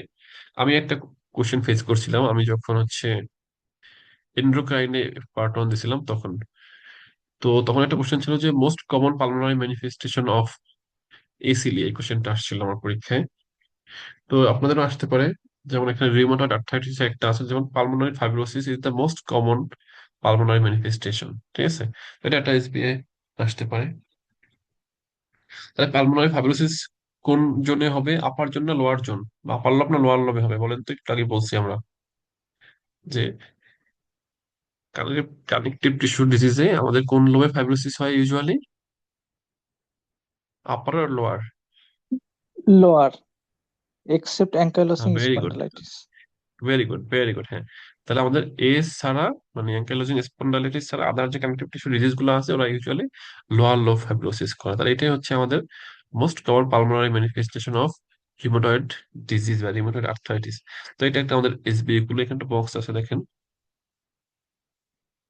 তাহলে বক্স থেকে আমাদের দেখেন রিউমাটয়েড আর্থ্রাইটিস এর এখানে প্যারেন্ট ক্যামের ভিতর দেখি পালমোনারি ফাইব্রোসিস, তাহলে এটা হচ্ছে আমাদের মোস্ট কমন। তারপরে এসএলই তে যদি যাই, এসএলই ভিতরে একটা কথা আছে যে হচ্ছে, খুব সুন্দর একটা কথা আছে দেখেন এখানে, যে মোস্ট কমন বা most serious manifestation of lupus is an acute pneumonitis, ঠিক আছে, that may be associated with diffuse alveolar haemorrhage. ঠিক আছে, আমাদের পরীক্ষার অপশনে কিন্তু নিউমোনাইটিস ছিল না, অপশনে ছিল হচ্ছে অ্যালভিওলার হেমোরেজ। এই অপশনটা আমাদের পরীক্ষার সময় ছিল এফসিবিএস পার্ট 1। ঠিক আছে, তো এটাও আসতে পারে আপনাদের নেক্সট টাইম আবার। তো এসএলই তে আমরা পাবো মেইনলি হচ্ছে অ্যাকিউট নিউমোনাইটিস, অথবা যদি থাকে অ্যালভিওলার হেমোরেজ, সেটাও হইতে পারে। বাকিগুলো আর দরকার নেই, খুব বেশি এগুলো ইম্পর্টেন্ট না, জাস্ট 1-2 বার রিডিং দিবেন। ওগুলো আমাদের দরকার নাই। এরপরে আসেন আমাদের কয়েকটা ডিজিজ আছে, যেমন জিপিএ, গুড পাস্চুর বা হচ্ছে শার্ক স্ট্রস। এগুলো আমরা মেইনলি পড়বো হচ্ছে আমাদের তিনটা সিস্টেমই আছে অ্যাকচুয়ালি, আমাদের রেনাল সিস্টেম, রিমাটোলজি, একটা হচ্ছে রেসপিরেটরি। এই জিনিসগুলো হচ্ছে প্রত্যেকটা সিস্টেমই আছে, স্পেশালি জিপিএ এন্ড হচ্ছে আমাদের যে ইজিপিএ, হ্যাঁ, ইসিনোফিলিক গ্রানুলোমাটোসিস উইথ পলিঅ্যাঞ্জাইটিস বা শার্ক স্ট্রস যেটা। তো জিপিএ থেকে এন্ড ইজিপিএ থেকে একটা কোশ্চেন আসে এই পরীক্ষায় ইউজুয়ালি। ম্যাক্সিমাম টাইম জিপিএ থেকে বেশি কোশ্চেন আসে, এবং এই কোশ্চেন গুলো একদম টিপিক্যাল স্টেরিওটাইপ কোশ্চেন আসে, মানে প্রতি বছর একই রকম সিনারিও দেবে, মানে একই রকম কোশ্চেন দেবে। সাধারণত কোশ্চেনটা একটু হয়তো একবার ডায়াগনোসিস চাইবে, একবার হচ্ছে হয়তো আপনার হচ্ছে কোন ধরনের আঙ্কা পজিটিভ থাকে, প্রিয়াঙ্কা নাকি সিয়াঙ্কা এটা জানতে চায়, বা কোন যে কোনো সময় হচ্ছে আপনার শুধুমাত্র ডায়াগনোসিসটাই বেশিরভাগ ক্ষেত্রে চায় আর কি। অথবা একটাতে প্রিয়াঙ্কা থাকে, একটাতে সিয়াঙ্কা থাকে, কোনটাতে কোনটা পজিটিভ থাকবে এটা জানতে চায়। বাট একদম টিপিক্যাল টাইপের কোশ্চেন দেয় আমাদের। আপনারা যদি বিগত বছরের কোশ্চেন গুলো দেখেন, বোথ এমআরসিপি আর এফসিপি দুইটাতেই থাকে। তো আমরা এই দুইটা ডিজিজ হচ্ছে মেইনলি পড়ি হচ্ছে রিমাটোলজিতে এন্ড হচ্ছে আমার কি বললাম রেনাল সিস্টেমে। বাট এখানে যেহেতু আছে আমরা এখানে একটু আলোচনা করে দেব, যাতে আপনাদের ওইখানে গিয়ে জিনিসটা আর পড়তে না হয় খুব একটা। তো জিপিএ, হ্যাঁ, জিপিএ ফর্মুলা হচ্ছে গ্র্যানুলোমেটোসিস উইথ পলিয়ানজাইটিস, যেটাকে আগে বলা হইতো হচ্ছে ওয়েজনার গ্র্যানুলোমেটোসিস। এটা এক ধরনের হচ্ছে ভাস্কুলাইটিস। হ্যাঁ, আমাদের যে ভাস্কুলাইটিস আমরা যখন পড়বো রিমাটোলজিতে, এখান থেকে আমাদের large vessel vasculitis, medium vessel vasculitis and small vessel vasculitis আছে। তো এগুলোকে বলা হয় যে স্মল ভেসেল ভাস্কুলাইটিস। তো স্মল ভেসেল ভাস্কুলাইটিসের ভিতরে আবার দুই টাইপ আছে, একটা হচ্ছে আঙ্কা পজিটিভ আর একটা হচ্ছে আঙ্কা নেগেটিভ। তো আঙ্কা পজিটিভের ভিতরে আমাদের তিনটা জিনিস আমাদের পড়তে হয়, একটা হচ্ছে জিপিএ, আর একটা হচ্ছে ইজিপিএ, আর একটা হচ্ছে এমপিএ বা মাইক্রোস্কোপিক পলিঅ্যাঞ্জাইটিস। তার ভিতরে প্রথম দুইটা হচ্ছে বেশি কমন। আর গুড পার্সু যেটা, এটা আমরা হচ্ছে মেইনলি রেনাল সিস্টেমে পড়বো, এখানে এটা আলোচনা করবো না আমরা। তো জিপিএ পেশেন্টগুলোর হিস্ট্রি কি থাকে, সাধারণত এটার একটা আপার রেসপিরেটরি ট্র্যাক্ট সিম্পটমের হিস্ট্রি থাকে ইউজুয়ালি। কি থাকে, পেশেন্টের এপিস্টেক্সিস, সাইনোসাইটিস, আর হচ্ছে নেজাল ক্রাস্টিং বা নেজাল স্টাফিনেস। এই তিনটা কথা খুবই ইম্পর্টেন্ট, এই তিনটা পয়েন্টের একটা কথা পরীক্ষা হলে থাকবেই ধরে নেন, ঠিক আছে। আপনার যদি জিপিএ থেকে কোশ্চেন আসে, তাহলে সিমটমস এর ভিতরে এই তিনটা সিমটমস যেটা বললাম আমি, একটা না একটা থাকবেই থাকবে, মাস্ট। এপিস্টেক্সিস, সাইনোসাইটিস, আর হচ্ছে নেজাল ক্রাস্টিং অর নেজাল স্টাফিনেস। এই তিনটা সিমটমের একটা সিমটম থাকবেই। এর সাথে আর কি থাকবে, এর সাথে আর থাকবে আপনার কিছু লোয়ার রেসপিরেটরি ট্র্যাক্টের সিমটম, যেমন হেমোপটাইসিস থাকতে পারে, ডিসনিয়া বা শর্টনেস অফ ব্রেথ থাকতে পারে। আর কি থাকবে, আর থাকবে হচ্ছে আপনার কিছু রেনাল ইনভলভমেন্টের ফিচার থাকবে, সেটার ভিতরে কি সাধারণত হচ্ছে প্রোটিনিউরিয়া। হ্যাঁ, আমাদের যে র্যাপিডলি প্রোগ্রেসিং গ্লোমেরুলোনেফ্রাইটিস করে জিপি, এই জন্য প্রোটিনিউরিয়ার একটা ফিচার আপনার হিস্ট্রিতে থাকতে পারে। সেগুলোকে বলা হয়, যেন একটা নাম আছে, বলা হয় রেনো পালমোনারি সিনড্রোম। হ্যাঁ, reno pulmonary syndrome, renal and pulmonary, এই কয়েকটা ডিজিজ আছে যেটা রেনো পালমোনারি সিনড্রোম। তার ভিতরে একটা হচ্ছে জিপিএ, আর একটা হচ্ছে গুড পার্সুয়াল ডিজিজ। এই দুটো হচ্ছে সবচেয়ে বেশি ইম্পর্টেন্ট। হ্যাঁ, এসএলইও করে। বাট দুইটা যদি মোস্ট ইম্পর্টেন্ট বলে, রেনো পালমোনারি সিনড্রোম করে, তার ভিতরে একটা হচ্ছে জিপিএ আর হচ্ছে গুড পার্সুয়াল। তো এই দুটো থেকে কোশ্চেন আসলে আপনার সাধারণত কিছু রেসপিরেটরি সিমটম দেয়, কিছু হচ্ছে রেনাল সিমটম দেয়। তো এখানে আপনার জিপিএ থেকে অবশ্যই যে বললাম এপিস্টেক্সিস, সাইনোসাইটিস, নেজাল ক্লাস্টিং এটা থাকবে। হাতে হেমোপ্টাইসিস কিছু থাকতে পারে, পেশেন্টের কিছু ডিফর্মিটি থাকে, যেমন স্যাডেল নোজ ডিফর্মিটি থাকে। এবং এর পেছনে আরেকটা জিনিস থাকে, সেটা হচ্ছে রিকারেন্ট অটাইটিস মিডিয়ার হিস্ট্রি থাকতে পারে, ঠিক আছে। এবং লাংসে কি পাওয়া যায় আমরা বলছিলাম যে ক্যাভিটারি লাংলেশনের ডিগ্রির ভিতরে একটা বলছিলাম যে জিপিএ। তো এখানে লাংসের ক্যাভিটেশনের হিস্ট্রি থাকতে পারে, যে এক্সরেতে আমরা একটা ক্যাভিটাইলেশন পাইলাম, এটা পরীক্ষা হলে দিতে পারে আপনাকে। আর হচ্ছে কি বললাম, প্রোটিনিউরিয়ার হিস্ট্রি থাকতে পারে। তো মোটামুটি এইগুলো আপনার ফিচার থাকবে, এই ফিচার গুলো দিয়ে আপনাকে জানতে চাইবে যে হোয়াট ইজ ইউর ডায়াগনোসিস। তো সহজ জিনিস, আমার ডায়াগনোসিস হচ্ছে গ্যালনোমাটোসিস উইথ পলিঅ্যাঞ্জাইটিস। অথবা আপনার জানতে চাইতে পারেন যে আপনার এখানে সিয়াঙ্কা পজিটিভ নাকি প্রিয়াঙ্কা পজিটিভ। ইউজুয়ালি জিপি এর ক্ষেত্রে সিয়াঙ্কা পজিটিভ থাকে, আর ইজিপিএ বা সার্গোস্ট্রস এর ক্ষেত্রে এখান থেকে হচ্ছে প্রিয়াঙ্কা পজিটিভ। তো এই জিনিসটা অনেকে, এই জিনিসটাই আমাদের বেশি কনফিউশন হয়, ডায়াগনোসিস আমাদের ভুল হয় না, বাট কোন জায়গায় সিয়াঙ্কা কোন জায়গায় প্রিয়াঙ্কা এই জিনিসটা আমাদের একটু গোলমাল লাগে। তো আপনারা, আমি যেভাবে মনে রাখতাম, যেমন সিজিপিএ, হ্যাঁ, যেমন ভার্সিটিতে আমাদের যেমন প্রফে কি থাকে, মানে একটা গ্রেডিং থাকে আমাদের, যেভাবে গ্রেডিং থাকে পাস, অনার্স, ওদের একটা ই থাকে না, সিজিপি বলে, মানে সিজি 3/4 বা 3.8/4, ওরা এরকম বলে তো না, সিজি। এই জন্য আমি মনে রাখতাম যে সিজিপিএ মানে হচ্ছে জিপিএ তে থাকবে হচ্ছে সিয়াঙ্কা পজিটিভ। মানে আপনি যেভাবে মনে রাখতে পারেন, সোজা কথা আর কি, মনে রাখ থাকলেই হইলো। তো আপনি আপনার টেকনিক মতো মনে রাখবেন যে জিপিএ তে পজিটিভ থাকে হচ্ছে সিয়াঙ্কা, আর যেটা হচ্ছে আমাদের শার্গস্ট্রস সিনড্রোম, এখানে থাকে হচ্ছে প্রিয়াঙ্কা, মেইনলি আর কি। হ্যাঁ, তো এটা পরীক্ষায় আসে যে কোনটা পজিটিভ থাকে। গুড পশ্চার আমরা এখানে পড়বো না। আর যেটা হচ্ছে আমাদের ইজিপিএ বা ইওসিনোফিলিক গ্রানুলোমাটোসিস উইথ পলিঅ্যানজাইটিস, সেখানে কি থাকে, সেখানে আমি বলছিলাম অলরেডি যে সেখানে যেহেতু ইওসিনোফিলিক বলছো, এখানে ব্লাড ইওসিনোফিলিয়ার কাউন্টটা বেশি থাকবে এবং পেশেন্টের এসমার একটা হিস্ট্রি থাকবে। ইভেন এমন হইতে পারে আপনার মনে করেন এই যে জিপিএ পড়লাম, এই জিপিএ এর মতো একটা ফিচার দিল, সাথে একটা এসমার হিস্ট্রি দিয়ে দিল সাথে, তাহলে তখন আপনার ডায়াগনোসিস চেঞ্জ হয়ে হয়ে যাবে ইজিপিএ। ঠিক আছে, কাছাকাছি থাকতে পারে আপনার ফিচারটা। আর যখন আপনি দেখবেন এসমা বা কোনো অ্যাটোপি বা অ্যালার্জি হিস্ট্রি দিচ্ছে, তখনই আপনার ডায়াগনোসিস হয়ে যাবে ইসিনোফিলিক গ্রানুলোমাটোসিস উইথ কোলিঅ্যানজাইটিস অর শার্গ-স্ট্রস সিনড্রোম। এটা হচ্ছে প্রিভিয়াস নাম। সো এখানে আমরা বললাম এখানে এসমা বা কোনো অ্যাটোপি বা অ্যালার্জির হিস্ট্রি থাকবে অবশ্যই। এটাও আমরা ডিটেলস ইন ডিটেলস হচ্ছে আমরা রিউমাটোলজিতে আবার পড়বো, অথবা হচ্ছে রেনালেও পড়বো।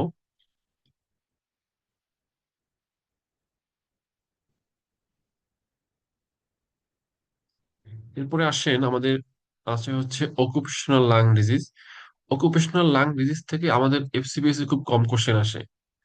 এর থেকে কোশ্চেন বেশি আসে এমআরসিপি পরীক্ষায়, প্রতিটা সেশনই থাকে। বাট আমাদের এফসিপিএস পরীক্ষায় অকুপেশনাল লাং ডিজিজ থেকে আমি যদি বলি, মানে যে সব টপিক থেকে কোশ্চেন আসে তার ভিতর থেকে একদম লেস কমন কোশ্চেন আসে হচ্ছে অকুপেশনাল লাং ডিজিজ থেকে।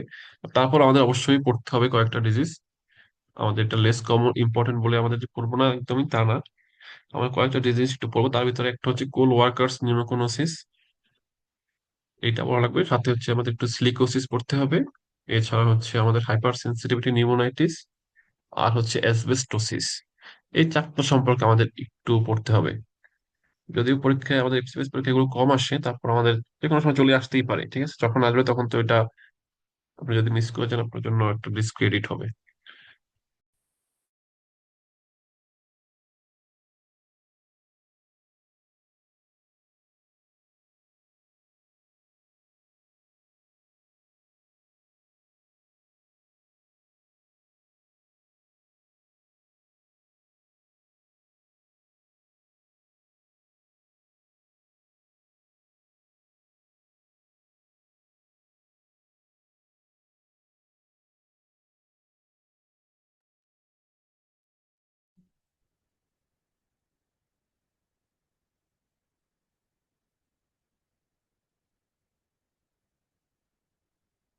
ডিজিনোসিস আমাদের দরকার নাই, আমাদের দরকার হচ্ছে নিউমোকোনোসিস।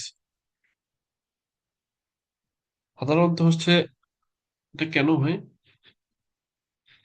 সাধারণত হচ্ছে অ্যালার্জিক বা হচ্ছে আমাদের কোনো ডাস্ট, পার্টিকুলার মিনারেল ডাস্ট যেগুলো আছে, যারা হচ্ছে এই ধরনের ইন্ডাস্ট্রিতে কাজ করে, হ্যাঁ, সাধারণত তাদের দেখা যাচ্ছে লং টাইম এক্সপোজারের ক্ষেত্রে এটা যখন ইনহেল হইতে থাকে, তখন আমাদের লাংসে কি হয়, একটা হচ্ছে আমাদের রিয়াকশনারি ইনফ্লামেশন হয়। ইনফ্লামেশন হতে হতে কি হবে, যখন আমাদের বডিতে ইনফ্লামেশন হয়, তখন এই ইনফ্লামেশনটা হিল হয় কিভাবে, ফাইব্রোসিস এর মাধ্যমে। আমরা প্যাথোলজিতে পড়ছিলাম হিলিং এন্ড হচ্ছে ফাইব্রোসিস, একটা চ্যাপ্টার ছিল আমাদের। যখন আমাদের বডিতে কোনো ইনফ্লামেশন হয় তখন কি হবে, এই জিনিসটা হিলিং এর জন্য ওইখানে কি হয়, হিলিং আলটিমেটলি ফাইব্রোসিস হয়। তো এইভাবে ক্রনিক আপনার হচ্ছে ইনফেকশন হতে হতে দেখা গেছে ফাইব্রোসিস হয়ে আমাদের হচ্ছে এই নিউমোকোনিসিস গুলো ডেভেলপ করে। এই জন্য এইগুলো হচ্ছে আমাদের এক ধরনের মানে ওয়ান টাইপ অফ আমাদের রেস্ট্রিকটিভ লাং ডিজিজের ভিতরে ইনক্লুডেড আর কি। তো এখানে আমাদের যেটা হচ্ছে কিছু ফাইব্রোজেনিক ইসের এক্সাম্পল আপনি মনে রাখবেন, যেমন সিলিকা, আয়রন, টিন, হ্যাঁ, বেরিয়াম।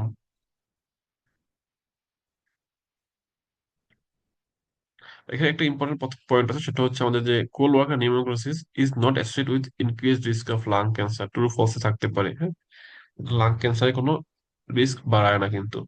বাট কিছু আছে যেটা লাং ক্যান্সারের রিস্ক বাড়ায়, যেমন অ্যাসবেস্টোসিস। হ্যাঁ, অ্যাসবেস্টোসিস, তারপরে হচ্ছে আপনাদের অ্যাসবেস্টোসিস থেকে দুইটা লাং ক্যান্সার খুব ইম্পর্টেন্ট, একটা হচ্ছে ব্রঙ্কিয়াল কার্সিনোমা আর একটা হচ্ছে মেসোথেলিওমা। এটা আমরা একটু পরে আসবো। সিলিকোসিসের ক্ষেত্রে সাধারণত সিলিকোসিস কাদের হয়, যারা হচ্ছে আমাদের যে সিরামিক, তারপরে হচ্ছে ওয়ার্ডস এগুলো নিয়ে কাজ করে যারা, বা হচ্ছে যারা হচ্ছে খনন কাজের সাথে জড়িত থাকে, হ্যাঁ, মাইনার্স বলা হয়, মাইনার্স বা খনন কাজের সাথে জড়িত থাকে, বা যারা হচ্ছে যে খনন কাজ মানে কি বালু, তারপরে সিরামিকের জিনিসপত্র, হ্যাঁ, এইসব কারখানায় যারা কাজ করে এদের সাধারণত সিলিকোসিস হয়। সিলিকোসিসের ক্ষেত্রে একটা জিনিস আপনাদের ইম্পর্টেন্ট পরীক্ষায় আসতে পারে, সেটা হচ্ছে এখানে আমরা একটা স্পেশাল এক্স রে ফাইন্ডিং পাই, সেটাকে বলা হয় হচ্ছে এগ শেল ক্যালসিফিকেশন। হ্যাঁ, এগ শেল মানে এগের মতো আর কি একটা ক্যালসিফিকেশন পাই আমরা এক্স রেতে। হ্যাঁ, এগ শেল ক্যালসিফিকেশন, এটাই আমাদের পরীক্ষায় আসার মতো জিনিস আর কি।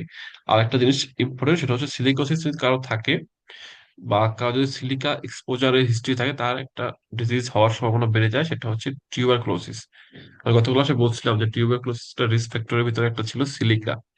যাদের সিলিকোসিস থাকে তাদের হচ্ছে টিবি হওয়ার একটা রিস্ক থাকে। এই দুইটার অ্যাসোসিয়েশন দিয়ে কোশ্চেন আসে এমআরসিপি তে, বাট এফসিপিএস এ এই কোশ্চেন গুলো ইউজুয়ালি আসে না, কারণ আমাদের দেশে এগুলো তো আনকমন। বেরিলোসিস কারে হয়? বেরিলোসিস যারা সাধারণত আপনার হচ্ছে এয়ার স্পেস বা ইঞ্জিনিয়ারিং বা বায়োকেমিক্যাল ইন্ডাস্ট্রিতে কাজ করে, তাদের যে বেরিলোসিস এর রিস্ক থাকে আর কি। এগুলো আমাদের এফসিপিএস এর জন্য খুব বেশি ইম্পর্টেন্ট, জাস্ট আপনার হাইলাইটেড পয়েন্ট গুলো একটু পড়ে রাখবেন। এরপর হচ্ছে হাইপার সেন্সিটিভিটি নিউমোনাইটিস, এটা একটু ইম্পর্টেন্ট আমাদের জন্য, যেটাকে আমরা কমনলি বলি হচ্ছে ফার্মার্স লাং। হ্যাঁ, ফার্মার্স লাংটা একটু আমাদের জন্য ইম্পর্টেন্ট।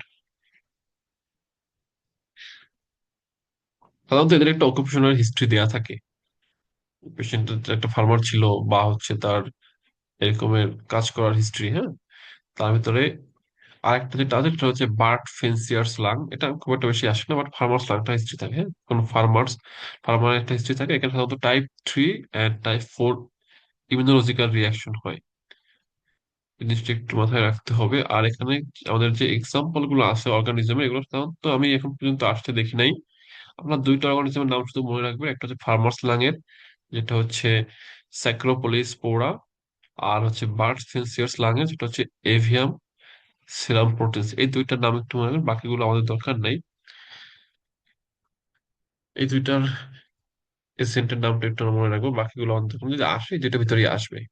সাধারণত এখানে একটা হিস্ট্রি থাকে যে ফার্মারের একটা হিস্ট্রি থাকে যে এইসব জায়গায় কাজ করে, এবং তার হচ্ছে কিছু অ্যাজমা লাইক, হ্যাঁ, তার হচ্ছে মনে করেন আপনার ক্রনিক প্রোগ্রেসিভ একটা কাফ, রেসপিরেটরি ডিস্ট্রেস, হুইস, এগুলো নিয়ে পেশেন্ট হচ্ছে প্রেজেন্ট করে। ঠিক আছে, তো আপনি কখনো যদি এরকম আপনার কোনো ফার্মারের পেশেন্টের হিস্ট্রি থাকে, আপনার কোশ্চেনে ফার্মার উল্লেখ করে দিয়েছে, মানে আপনাকে বুঝতে হবে আপনাকে ইন্ডিকেট করতেছে অন্য কিছু। হ্যাঁ, নর্মাল অ্যাজমা না এটা, এটা আপনাকে অন্য কিছু ইন্ডিকেট করতেছে। তো যখন আপনার এরকম হিস্ট্রি দেওয়া থাকবে, তখন দেখতেছে একটা ফার্মার সে আসতেছে আমাকে এই নিয়ে কাফ, ব্রেথলেসনেস, হুইস, রংকাই আছে, তখন আপনি চিন্তা করবেন যে it may be a case of হচ্ছে ফার্মার্স লাং বা হচ্ছে অকুপেশনাল অ্যাজমা হইতে পারে।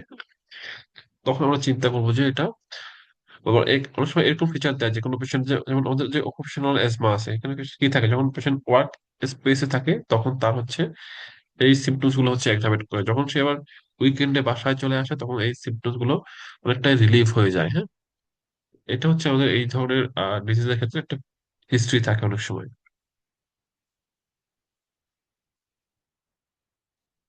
এগুলো দরকার নেই আমাদের, এগুলো থেকে আমাদের কোশ্চেন আসে না ইউজুয়ালি এফসিপিএস এ, লাগবে না। অ্যাসবেস্টোসিসটা ইম্পর্টেন্ট আমাদের জন্য। অ্যাসবেস্টোসিস কাদের বেশি হয়? সাধারণত যারা হচ্ছে শিপ শিপ বিল্ডিং এর কাজ করে, শিপ মানে যে জাহাজ তৈরি কাজ করে, হ্যাঁ, বা প্লাম্বার যারা হচ্ছে বিভিন্ন ধরনের যে প্লাম্বার মানে কি, যে আপনার যারা হচ্ছে বিভিন্ন ধরনের লেড পাইপ বা সীসা, lead মানে তো সীসা আর কি, এগুলো নিয়ে কাজ করে, বা যারা হচ্ছে কার ম্যানুফ্যাকচারিং কোম্পানিতে কাজ করে, এদের হচ্ছে বেশি এই অ্যাসবেস্টোসিস হয়। ঠিক আছে, তো আপনি মনে রাখবেন আমি যেটা এখানে চারটা ডিজিজ আছে, একটা হচ্ছে শিপ বিল্ডিং বললাম, একটা হচ্ছে প্লাম্বার, একটা হচ্ছে কার ম্যানুফ্যাকচারার কোম্পানিতে কাজ করে, একটা হচ্ছে বয়লার মেকিং। বিসিপিএস দ্বারা আমি মনে রাখতাম আর কি, বিসিপিএস, বিতে হচ্ছে বয়লার মেকিং, সিতে হচ্ছে কার ম্যানুফ্যাকচারার, পিতে হচ্ছে প্লাম্বার, আর এসে হচ্ছে শিপ বিল্ডার বা শিপ বিল্ডিং এ যারা কাজ করে। এই চার ধরনের পেশেন্ট সাধারণত আমাদের অ্যাসবেস্টোসিস বেশি হয়। ঠিক আছে, আর যেটা বললাম আরেকটা কোশ্চেন আমাদের কাছে আসে যে অ্যাসবেস্টোসিস যাদের হয়, এখানে একটা কমন মিস্টেক হয়। হ্যাঁ, তো আমাদের অ্যাসবেস্টোসিস এর সাথে দুইটা, আমি বলছিলাম একটু আগে, দুইটা ক্যান্সারের রিলেশন আছে, একটা হচ্ছে ব্রঙ্কিয়াল কার্সিনোমা আর একটা হচ্ছে মেজোথেলিওমা। তো মেজোথেলিওমার পেশেন্টদেরও অ্যাসবেস্টোসিসের একটা এক্সপোজারের হিস্ট্রি আমাদের পরীক্ষায় থাকে। সো একটা কমন কোশ্চেন আসে, যেটা হচ্ছে যে যাদের হচ্ছে অ্যাসবেস্টোসিস এক্সপোজার হিস্ট্রি থাকে তাদের মোস্ট কমন মেলিগনেন্সি কোনটা হয়। ঠিক আছে, এটা পরীক্ষায় মেসোথেলিওমা থাকে, ব্রঙ্কিয়াল কার্সিনোমা থাকে। তো মোস্ট অফ দ্য টাইম আমরা ভুল করে আসি যে মেসোথেলিওমাটা আমরা মনে করি, but most common carcinoma in asbestosis হচ্ছে ব্রঙ্কিয়াল কার্সিনোমা। এটা আমাদের মাথায় রাখতে হবে একটু, হ্যাঁ। অ্যাসবেস্টোসিস আমাদের ব্রঙ্কিয়াল কার্সিনোমার রিস্কটা বাড়ায় বেশি। মেসোথেলিওমাও হইতে পারে অ্যাসবেস্টোসিস এক্সপোজারে, বাট মোস্ট কমন হচ্ছে ব্রঙ্কিয়াল কার্সিনোমা বা ব্রঙ্কোজেনিক কার্সিনোমা। তো এখানে বলা আছে যেখানে যে শিপ বিল্ডিং বা কনস্ট্রাকশন ইন্ডাস্ট্রিতে যারা কাজ করে তাদের হচ্ছে এই অ্যাসবেস্টোসিস হইতে পারে, বাট এটা একটা আপনার লং টার্ম এক্সপোজার হিস্ট্রি লাগবে, ইউজুয়ালি 20 to 30 ইয়ার্স। এর আগে সাধারণত ইউজুয়ালি আপনার হয় না, ম্যানিফেস্টেশন হয় না এই ডিজিজের, ঠিক আছে। Long term 20 to 30 years history দরকার।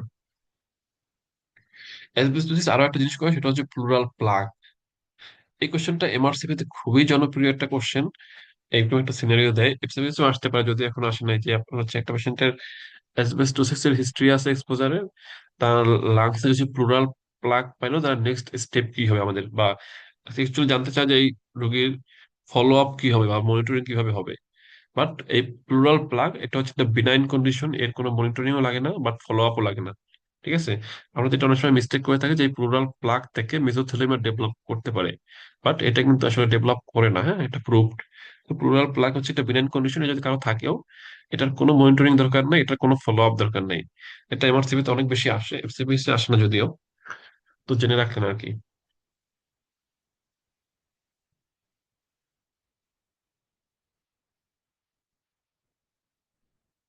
আর অ্যাসবেস্টোসিস থেকে আরেকটা জিনিস, সেটা হচ্ছে অ্যাসবেস্টোসিস কোন লোব ফাইব্রোসিস করে, সেটা আমরা বলছি লোয়ার লোব ফাইব্রোসিস করে। এটা একটা ইম্পর্টেন্ট ক্লু বা পয়েন্ট থাকে।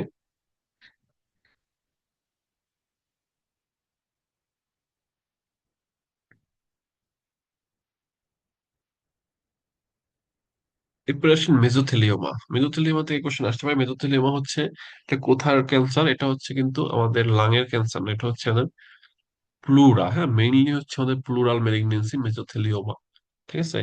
তো এই জিনিসটা আমাদের একটু মাথায় রাখতে হবে, যেটা হচ্ছে প্লুরাল মেলিগনেন্সি। ইউজুয়ালি আমি বললাম যাদের এক্সপোজার থাকে অ্যাসবেস্টোসিসে, তাদের সাধারণত 20 to 40 ইয়ার্স আফটার হচ্ছে এই মেজোথেলিওমা ডেভেলপ করতে পারে।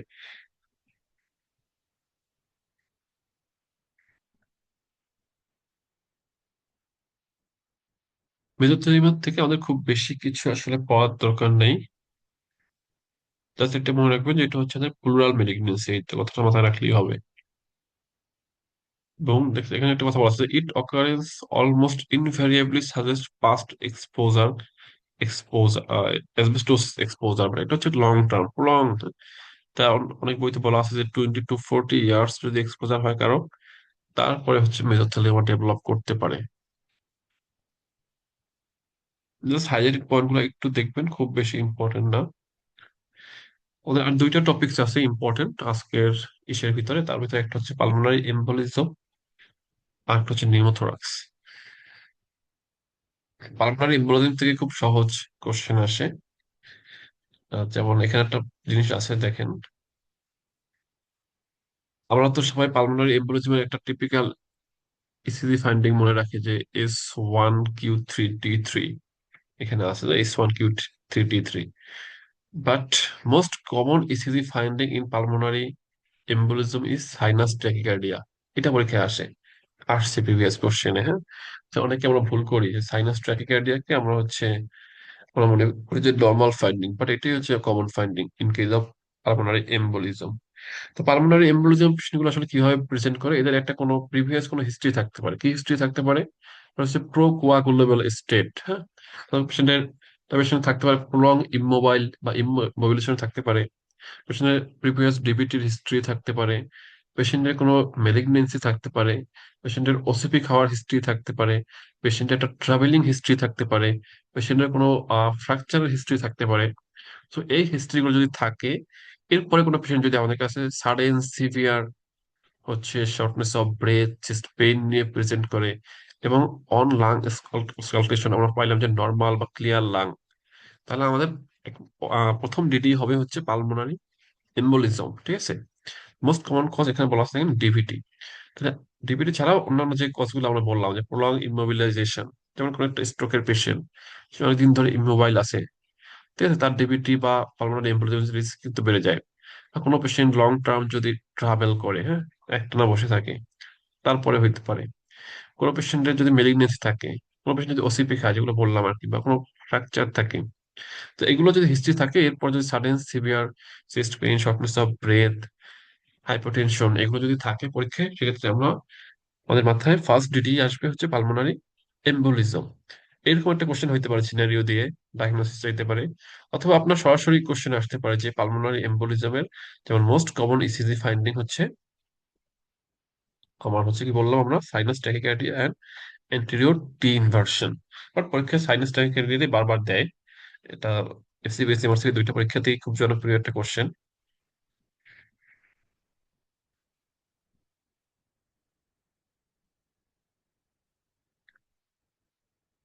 আর যেটা স্পেসিফিক ফর হচ্ছে আমাদের পালমোনারি এম্বোলিজম, সেটা হচ্ছে S1, মানে S wave in lead 1, Q wave in 3, and হচ্ছে তিন ভার্সন ইন হচ্ছে লিড 3। এই প্যাটার্নটা S1, বাট এটা কিন্তু আমরা পাই ইউজুয়ালি হচ্ছে আমাদের মেসিভ যদি হয় পালমোনারি এম্বোলিজম সেক্ষেত্রে। বাট আমাদের মোস্ট কমন হচ্ছে সাইনাস ট্যাকিকার্ডিয়া, সবসময় আমরা কিন্তু এই প্যাটার্নটা পাই না। তো এখানে দেখেন আমাদের কিছু ক্লিনিক্যাল ফিচার গুলো এখানে দেয়া আছে। অ্যাকিউট মেসিভ আমাদের পরীক্ষায় আসে, সাধারণত মেসিভটাই আসে।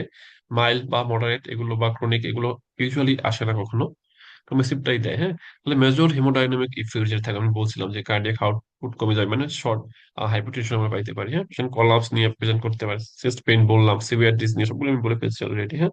রেজ জিবিপি থাকতে পারে। ইউজুয়ালি চেস্ট এক্সরেটা নর্মাল থাকে, এটা হচ্ছে মেইন জিনিস। এবং চেস্ট যদি অস্কালটেশন করি সেখানেও কিন্তু আমরা নর্মাল পাই।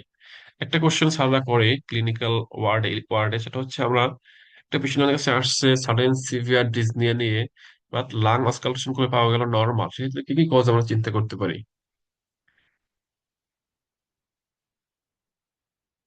তার ভিতরে মোস্ট কমন একটা হচ্ছে পালমোনারি এম্বোলিজম। আর একটা কমন সেটা হইতে পারে যে মেটাবলিক এসিডোসিস কোনো, হ্যাঁ, যেমন ডিকে এগুলো, বা সিভিয়ার এনিমিয়াতে হার্ট ফেলিওর নিয়ে পেশেন্ট আসতে পারে, সিভিয়ার শর্টনেস অফ ব্রেথ নিয়ে পাওয়া গেল হচ্ছে তো লাংসে কিছুই পাওয়া যাবে না অস্কালটেট করে। নর্মালি তো হার্ট ফেলিওর হইলে আমরা সাধারণত পেস পাবো, সিওপিডি অ্যাজমা হইলে আমরা সাধারণত রংকাই পাবো, বা কোনো ফান্ডিং নিয়ে কোনো ফান্ডিং পাবো। বাট এই ক্ষেত্রে লাংস ইউজুয়ালি ক্লিয়ার থাকে। তারপরে ইকো ইসিজি ফাইন্ডিং আমরা বললাম এগুলো থাকে, বাট মোস্ট কমন হচ্ছে সাইনাস ট্যাকিকার্ডিয়া। তো এই জিনিসগুলোই হচ্ছে আমাদের পালমোনারি যে মোটামুটি সিমটমস রিলেটেড কোশ্চেন। এছাড়া একটা এখানে আমাদের ফিগার আছে, সেটা হচ্ছে আমরা কি কি অ্যাবনর্মাল ফাইন্ডিং পাইতে পারি এক্সরেতে, ইউজুয়ালি পাওয়া যায় না ম্যাক্সিমাম ক্ষেত্রে, বাট কি কি আমরা পাইতে পারি তার কিছু জিনিস এখানে আছে। এটা আমাদের এমসিকিউ তে আসতে পারে, এখন পর্যন্ত আসে নাই কোনো পরীক্ষায়, বাট আপনারা একটু দেখে রাখবেন, যে কোনো পরীক্ষায় চলে আসতে পারে।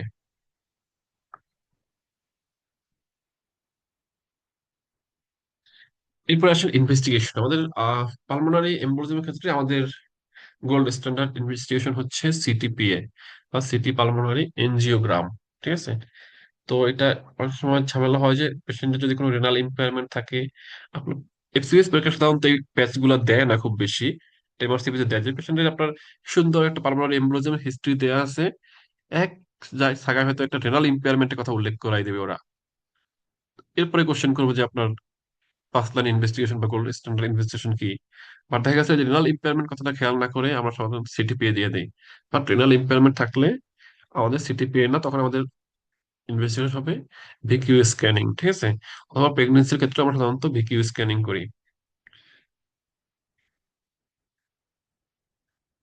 একটা ওয়েলস স্কোর আছে, ওয়েলস স্কোর আমাদের এফসিপিএস এ বেশি লাগে না। ওয়েলস স্কোর বক্সটা একটু দেখে নেবেন, এটা আমাদের খুব বেশি ইম্পর্টেন্ট কিছু না, পরীক্ষা আসার মতো না।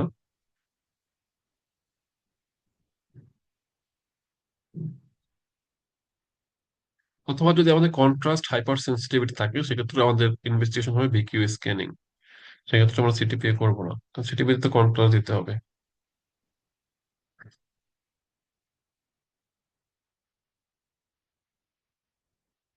ট্রিটমেন্ট রিলেটেড কোশ্চেন খুব বেশি কিছু আসে না। আমাদের মেইন ট্রিটমেন্ট হচ্ছে হাই ফ্লো অক্সিজেন দিতে হবে, পেশেন্টকে অ্যান্টিকোয়াগুলেশন দিতে হবে, এবং রিপিটেডলি যাদের হয় তাদেরকে হচ্ছে ভেনা ক্যাভাল ফিল্টার দেওয়া হয়, হ্যাঁ, ক্যাভাল ফিল্টার্স। অ্যান্টিকোয়াগুলেশন কতদিন দিব? সাধারণত যদি বলা হয় এখানে প্রোভোকড এন্ড আনপ্রোভোকড একটা ব্যাপার আছে, মানে যদি আমরা কোনো কজ খুঁজে পাই সেক্ষেত্রে সাধারণত বলা হয় যে 3 মাস, আর যদি আনপ্রোভোকড বা কোনো কজ পাওয়া না যায় সেক্ষেত্রে 6 মাস। এটা লাগবে না পরীক্ষার ক্ষেত্রে। পালমোনারি হাইপারটেনশন থেকে আমাদের খুব বেশি কোশ্চেন আসে না। আমরা কখন পালমোনারি হাইপারটেনশন বলি? যখন আমাদের পালমোনারি মিন পালমোনারি আর্টেরিয়াল প্রেশার হচ্ছে মোর দেন 25। এবার তো 25 হচ্ছে বলা হয় অ্যাট হচ্ছে আপনার কি বলে ওটাকে এক্সারসাইজ বা অ্যাট ওয়ার্ক। আর যদি রেস্টিং চিন্তা করি সেক্ষেত্রে বলা হয় যে মোর দেন 30 রেস্টিং কন্ডিশনে আর কি। তোমাদের অনেক ধরনের কজ আছে, পালমোনারি হাইপারটেনশনের ক্লাসিফিকেশন আছে টাইপ 1 2 3 4, মানে অ্যাকর্ডিং টু কজ হিসেবে, যেমন লাং কজ, হার্ট কজ, বা হচ্ছে কিছু ড্রাগ কজ আছে, হ্যাঁ। তো এইভাবে ভাগ করা হয়, বাট এগুলো আমাদের পরীক্ষায় খুব বেশি আসে না ইউজুয়ালি। পালমোনারি হাইপারটেনশন হচ্ছে দুইটা জায়গায় লাগবে, একটা হচ্ছে রাইট হার্ট ফেলিওর, আর একটা হচ্ছে সিওপিডি উইথ কোয়াড পালমোনারি। এই দুইটা ক্ষেত্রে আমাদের মেইনলি আমরা পালমোনারি হাইপারটেনশন ক্লিনিক্যালি আমাদের বেশি লাগে। কজের ভিতরে আমাদের দেখেন যেটা হচ্ছে পালমোনারি কজ,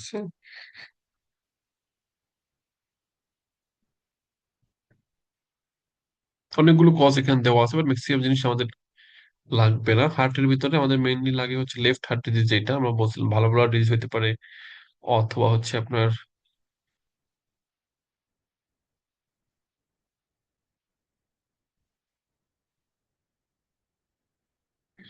মেইনলি আমাদের এটা লাগে বেশি, হ্যাঁ, লাং ডিজিজের ক্ষেত্রে, যেটা যেটা হচ্ছে ক্রনিক অবস্ট্রাকটিভ সিওপিডি যেটা আমি বললাম অলরেডি, অথবা আইএলডি, অথবা হচ্ছে আমাদের স্লিপ অ্যাপনিয়া। হ্যাঁ, স্লিপ অ্যাপনিয়ার ক্ষেত্রেও কিন্তু আমাদের এই পালমোনারি হাইপারটেনশন হতে পারে। পরিবেশনা খুব বেশি ইম্পর্টেন্ট না আমাদের পালমোনারি হাইপারটেনশন।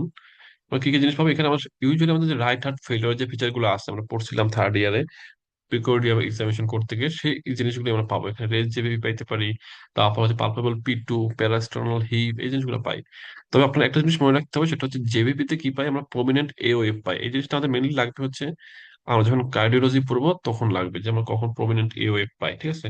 এখান থেকে আমাদের রেসপিরেটরি সিস্টেম থেকে পালমোনারি হাইপারটেনশন খুব বেশি একটা ইম্পর্টেন্ট না, সেটা আপনাদের এখান থেকে না পড়লেও খুব বেশি সমস্যা নাই।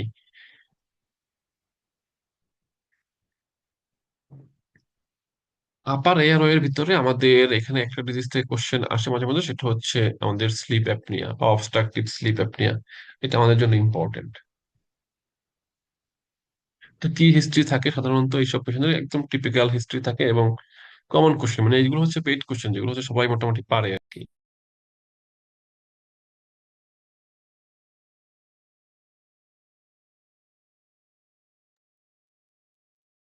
এখান থেকে কোশ্চেন হয় দুইটা প্যাটার্নে, একটা হচ্ছে আপনার তিনটা প্যাটার্নে হয়, তিনটা। একটা হচ্ছে আপনার ইনভেস্টিগেশন, একটা হচ্ছে আপনার ট্রিটমেন্ট চাই, আর একটাতে হচ্ছে কিছু এখানে রিস্ক ফ্যাক্টর বা প্রিডিসপোজিং ফ্যাক্টর আছে। এই তিনটা জিনিস নিয়ে আমাদের কোশ্চেন আসে অবস্ট্রাকটিভ স্লিপ অ্যাপনিয়া থেকে, ঠিক আছে। এদের ফিচার কি থাকে সাধারণত? ওবেসিটির বা ওবেস পেশেন্টের হিস্ট্রি থাকে, সাথে হচ্ছে কি থাকতে পারে, আরো কিছু কন্ডিশন থাকে, যেমন হচ্ছে হাইপোথাইরয়েডিজম, তারপরে আপনার অ্যাক্রোমেগালি, অ্যামাইলয়েডোসিস, হ্যাঁ। এই ধরনের একটা হিস্ট্রি থাকতে পারে পেশেন্টের, যারা হচ্ছে কি সিমটম নিয়ে আসবে? Excessive day time symptoms and হচ্ছে স্নোরিং। এই দুইটি হচ্ছে মেইন ফিচার আমাদের অবস্ট্রাকটিভ স্লিপ অ্যাপনিয়ার ক্ষেত্রে। একটা হচ্ছে ডে টাইম এক্সেসিভ স্লিপিনেস, আর হচ্ছে স্নোরিং।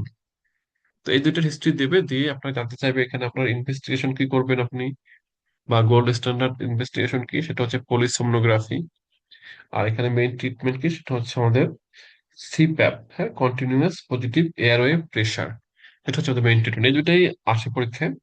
আর কিছু রিস্ক ফ্যাক্টর আছে এখানে দেখেন, সেটা হচ্ছে আমি বলছিলাম অলরেডি, যে একটা হচ্ছে male gender, nasal obstruction, acromegaly, hypothyroidism, obesity একটা one of the main risk factor. এখানে ওবেসিটি কথা সম্ভবত বলা নেই, বাট আপনাদের অবশ্যই মাথায় রাখতে হবে ওবেসিটি, হ্যাঁ।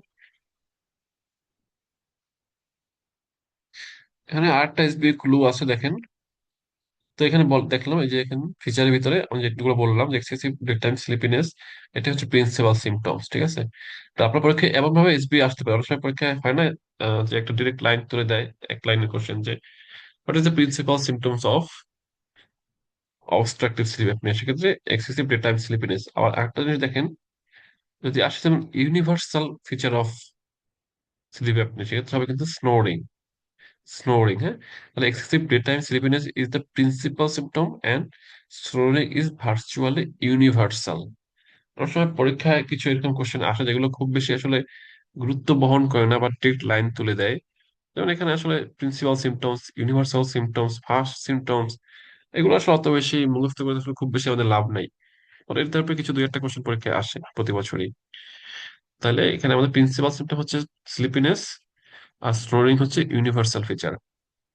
এছাড়া আরেকটা জিনিস থাকে, সেটা সিমটম দেয়, সেটা হচ্ছে আর্লি মর্নিং হেডেক। ঠিক আছে, এই আর্লি মর্নিং হেডেক কেন হয়? এটা আর্লি মর্নিং হেডেক আমরা আরেকটা জায়গায় পড়ছিলাম বা পাই, সেটা হচ্ছে কার্বন ডাই অক্সাইড রিটেনশন। ঠিক আছে, বা টাইপ 2 রেসপিরেটরি ফেইলিওর বা সিওপিডি। এখানে আমরা আর্লি মর্নিং হেডেক পাই। মেইন প্যাথোফিজিওলজি হচ্ছে কার্বন ডাই অক্সাইড রিটেনশনের কারণে হচ্ছে আর্লি মর্নিং হেডেকটা হয়। ঠিক আছে, তো এটা আমাদের পরীক্ষা অংশে ক্লু থাকে, আর্লি মর্নিং হেডেক। তো ইনভেস্টিং এর ভিতরে একটা হচ্ছে ওভারনাইট স্লিপ স্টাডি, যেটা বলা হয় যে পলিসোমনোগ্রাফি। এটি হচ্ছে আমাদের মেইন ইনভেস্টিগেশন।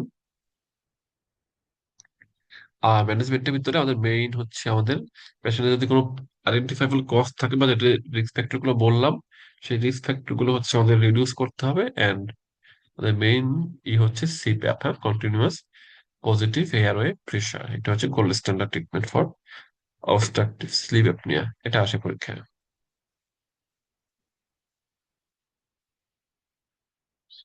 আমাদের লাস্ট একটা টপিক মনে হয় আছে আর ইম্পর্টেন্ট, সেটা হচ্ছে নিউমোথোরাক্স। প্লুরাল ইফিউশন তো আমরা পড়ে ফেলছি ফার্স্ট ক্লাসে। যেটা বাকি আছে সেটা হচ্ছে নিউমোথোরাক্স। তো নিউমোথোরাক্স থেকে একটা কোশ্চেন আসে। তো বললাম কি, নিউমোথোরাক্স আপনাকে আমি প্রথমে দেখে বলছিলাম ক্লাসে যে আমাদের টিবি রিলেটেড তিনটা কোশ্চেন আসে টিবির হিস্ট্রি দিয়ে। একটা হচ্ছে ব্রঙ্কিয়েক্টেসিস, একটা হচ্ছে অ্যাসপারজিলোমা, আর একটা হচ্ছে নিউমোথোরাক্স। ঠিক আছে, ইভেন এই যে গত শনিবারে ফাইনাল প্রফের ছিল আপনাদের, হচ্ছে কি বলে অসপি এক্সাম ছিল, ওইখানেও একটা এক্সরে ছিল। তাও এরকম একটা পেশেন্টের হিস্ট্রি দিল যে একটা পেশেন্টের আগে প্রিভিয়াস টিউবারকুলোসিস হিস্ট্রি ছিল, পেশেন্ট এখন আমাদের কাছে আসলো হচ্ছে সিভিয়ার, সাডেন সিভিয়ার হচ্ছে ডিস নিয়ে এন্ড হচ্ছে চেস্ট পেইন নিয়ে, আর সাথে একটা এক্সরে দেয়া ছিল। তো এটা ছিল হচ্ছে লেফট সাইডে একটা নিউমোথোরাক্সের পেশেন্টের এক্সরে দেয়া ছিল আর কি। তো আমাদের পরীক্ষা এরকমই একটা হিস্ট্রি দেয়, একটা পেশেন্ট হচ্ছে আপনার টিবির হিস্ট্রি থাকে, এরপরে হচ্ছে সাডেন সিভিয়ার চেস্ট পেইন বা হচ্ছে আমার কি বলে ওটাকে ব্রেথলেসনেস নিয়ে প্রেজেন্ট করে আর কি। এখান থেকে কোশ্চেন হয় কয়েকটা প্যাটার্নে। তার ভিতর যেটা কমনলি আসে সেটা হচ্ছে আমাদের ম্যানেজমেন্ট রিলেটেড। হ্যাঁ, সাধারণত যেটা টেনশন নিউমোথোরাক্স যেটা হয়, সেটা আমাদের ফার্স্ট স্টেপ ম্যানেজমেন্ট, যেটা সেটা হচ্ছে আমরা যে হোয়াইট বোর্ড নিডেল দিয়ে ইনিশিয়ালি যেটা আমরা ম্যানেজ করি, সেটা হচ্ছে আমাদের first line management tension pneumothorax. পরীক্ষায় ইউজুয়ালি আসলে টেনশন নিউমোথোরাক্সই আসে।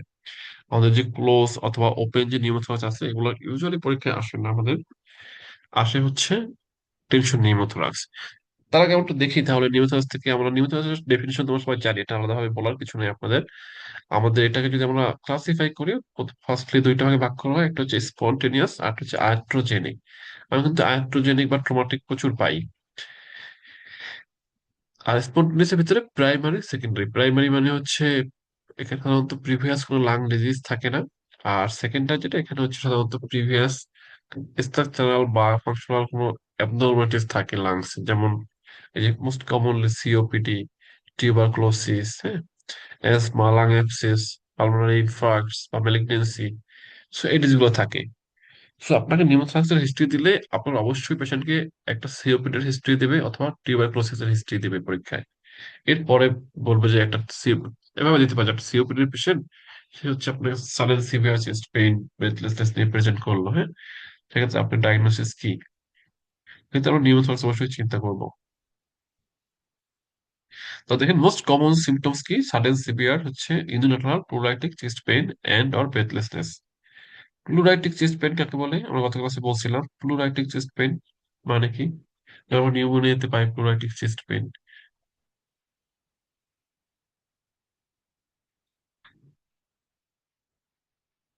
এখানে কি হয়, মানে প্লুরাইটিক চেস্ট পেইনের ক্যারেক্টারিস্টিক্স কি, মানে হচ্ছে যখন আমরা ইন্সপাইরেশন করবো তখন পেইনটা বাড়ে। কারণ কি, ইন্সপাইরেশন সময় কি হয়, লাংটা এক্সপান্ড করে, তখন হচ্ছে প্লুরায় ভিসেরাল এন্ড প্যারাইটাল প্লুরার সাথে একটা হয়, আপনার হচ্ছে কি বলে ওটাকে, কলিশন হয়, যেটাই হোক। তো তখন হচ্ছে আমাদের এই পেইনটা বাড়ে, এবং যখন আমরা এক্সপাইরেশন করি তখন আমার পেইনটা কমে যায়। হ্যাঁ, প্লুরাইটিক বা কাশি দিলে বা হাঁচি দিলে পেইন গুলো বাড়ে। ঠিক আছে, এটি হচ্ছে প্রোডাক্টিভ চেস্ট পেইনের ক্যারেক্টারিস্টিক্স। এবার এখানে আমরা কি পাই, অন ফাইন্ডিংসে কি পাই, সাধারণত আমরা অ্যাবসেন্ট বেস সাউন্ড পাই, এবং হচ্ছে আমাদের পারকাশন নোট থাকে হচ্ছে হাইপার রেজোনেন্ট। তো এইসব কিছু মিলিয়ে আমাদের ডায়াগনোসিস হচ্ছে নিউমোথোরাক্স। এরপরে ভাগ আছে ক্লোজ, ওপেন, টেনশন। তার ভিতরে আমাদের ক্লোজ মানে কি, এখানে আমাদের জাস্ট হচ্ছে এখানে আমাদের আউটসাইড যে এয়ারওয়ে তার সাথে এখানে কোনো কমিউনিকেশন থাকে না। এখানে হচ্ছে দুইটার সাথে কমিউনিকেশন থাকে, এয়ার এন্ট্রিও নিতে পারে এন্ড হচ্ছে আউট হইতে পারে। এই জন্য ওপেনে ইউজুয়ালি পেশেন্টের সিমটম তেমন হয় না, এবং যেহেতু এখানে ওপেন থাকে এখানে ইনফেকশনের চান্সটা বেশি থাকে। আর টেনশন মানে হচ্ছে ওয়ান ওয়ে ভাব থাকে, এখানে শুধু এয়ারটা প্রবেশ করবে কিন্তু কোনো বের হইতে পারবে না। এই জন্য এদের হচ্ছে severe breathlessness and severe chest pain থাকে।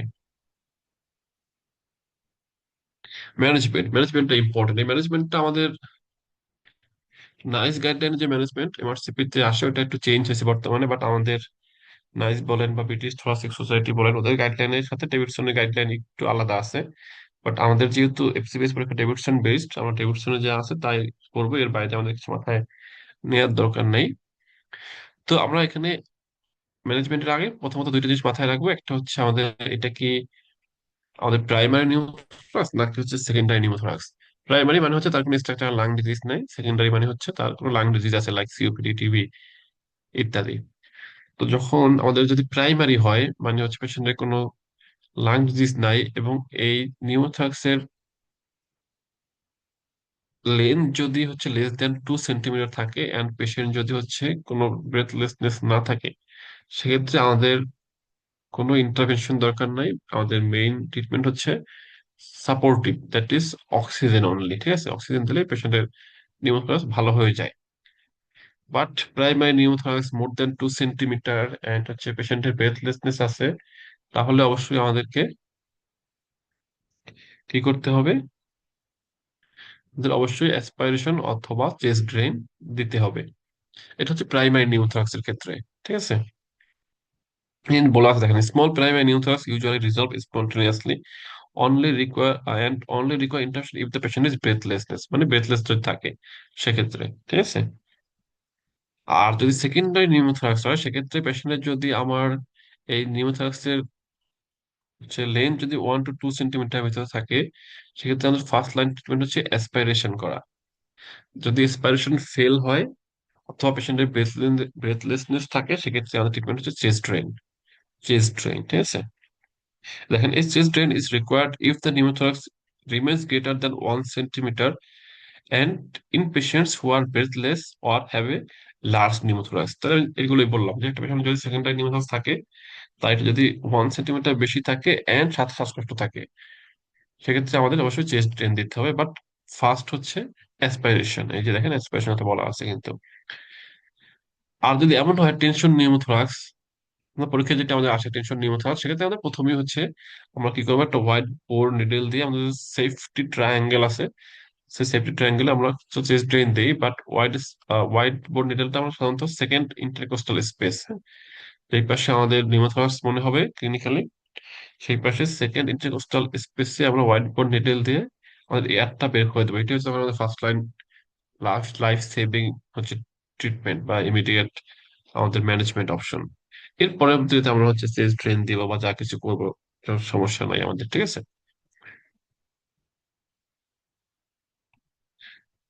তাহলে আমাদের চেস্ট ড্রেন দিলাম। সাধারণত চেস্ট ড্রেনটা কতদিন রাখবো, সাধারণত আমাদের এটা রিপিট এক্সরে করতে হয়। রিপিট এক্সরে করে যখন আমরা দেখবো যে লাংটা ফুললি রিইনফ্লেটেড হয়েছে এন্ড বাবলিং স্টপ হয়েছে, তখন আমাদের হচ্ছে চেস্ট ড্রেনটা রিমুভ করতে হবে। এবং এখানে আরেকটা জিনিস আছে, যখন আমাদের ইন্ডিকেশন অফ সার্জারি কি, যখন আপনার 5-7 দিন হয়ে গেল আপনি চেস্ট ড্রেন দিলেন, লাংস দেখলেন যে এখনো আগের মতো আছে বা সামান্য একটু ইমপ্রুভ করছে, হ্যাঁ, বাট ওই রকমের সিগনিফিকেন্ট বা যেভাবে আমরা আশা করছিলাম ওইভাবে ইনফ্লাটেড হয় নাই, বা এখনো বাবলিং আসতেছে, মানে এয়ার ভিতরে আছে অনেক, হ্যাঁ, সেক্ষেত্রে আমাদের সার্জারি ইন্ডিকেটেড আর কি।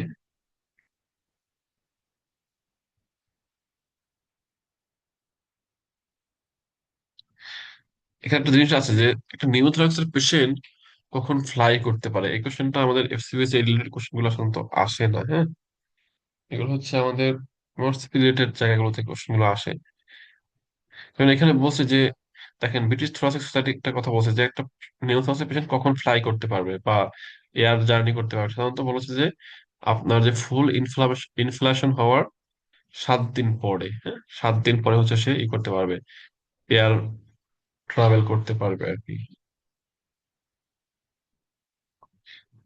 এখন দেখানো হচ্ছে সেফটি ট্রায়াঙ্গেলটা, এটা খুব বেশি আমাদের দরকার নাই। যেহেতু ডায়াফ্রামের ভিতরে আমাদের একটা বক্স শুধু একটু পড়বেন যে causes of elevation of hemi diaphragm, মানে এক সাইডের ডায়াফ্রাম এলিভেশনের কজ কি।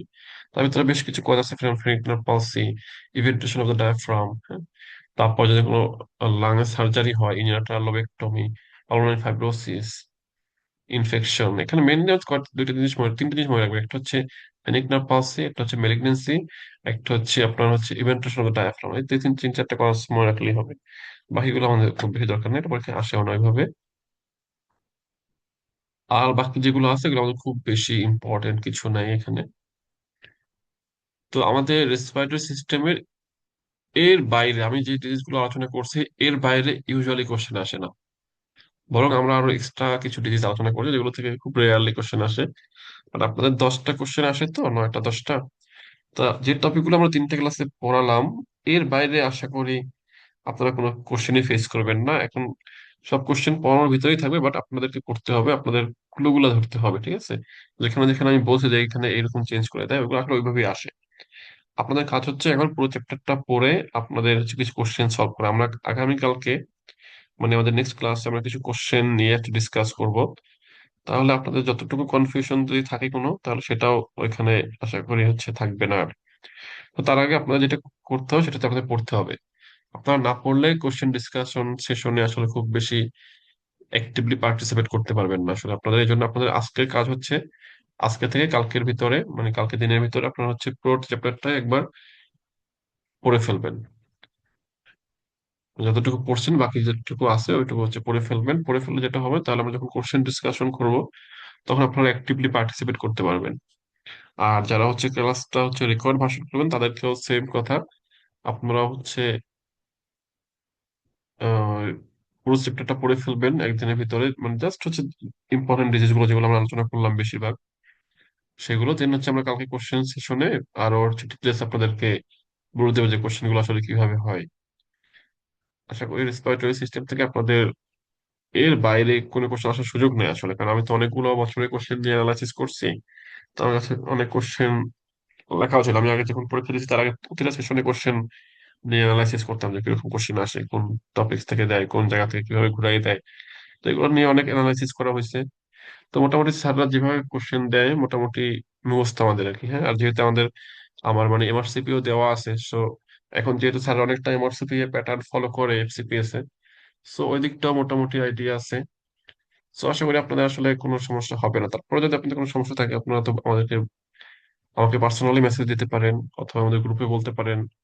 আমাদের যে কম্বাইন্ড টেলিগ্রাম গ্রুপ আছে সেখানে বলতে পারেন, বা যে কোনো ভাবে যে কোনো সমস্যা আপনাদের, সেটা হচ্ছে আমাদের সাথে আপনারা কনসাল্ট করবেন বা পরামর্শ নেবেন। আমরা আপনাদের সাথে সব সময় আছি, এটা কোনো সমস্যা না। যে কোনো সময় রাত 2টা হোক 3টা হোক, যে যে কোনো সময় আপনি যে কোনো জিনিস পড়তে গিয়ে হয়তো বুঝতেছেন না বা এই জিনিসটা কিভাবে পড়তে হবে, আপনারা নক করবেন, সমস্যা নাই। তো আমরা আজকে ক্লাসটা শেষ করবো। আজকে ক্লাস নিয়ে কারো কোনো কোশ্চেন আছে কিনা?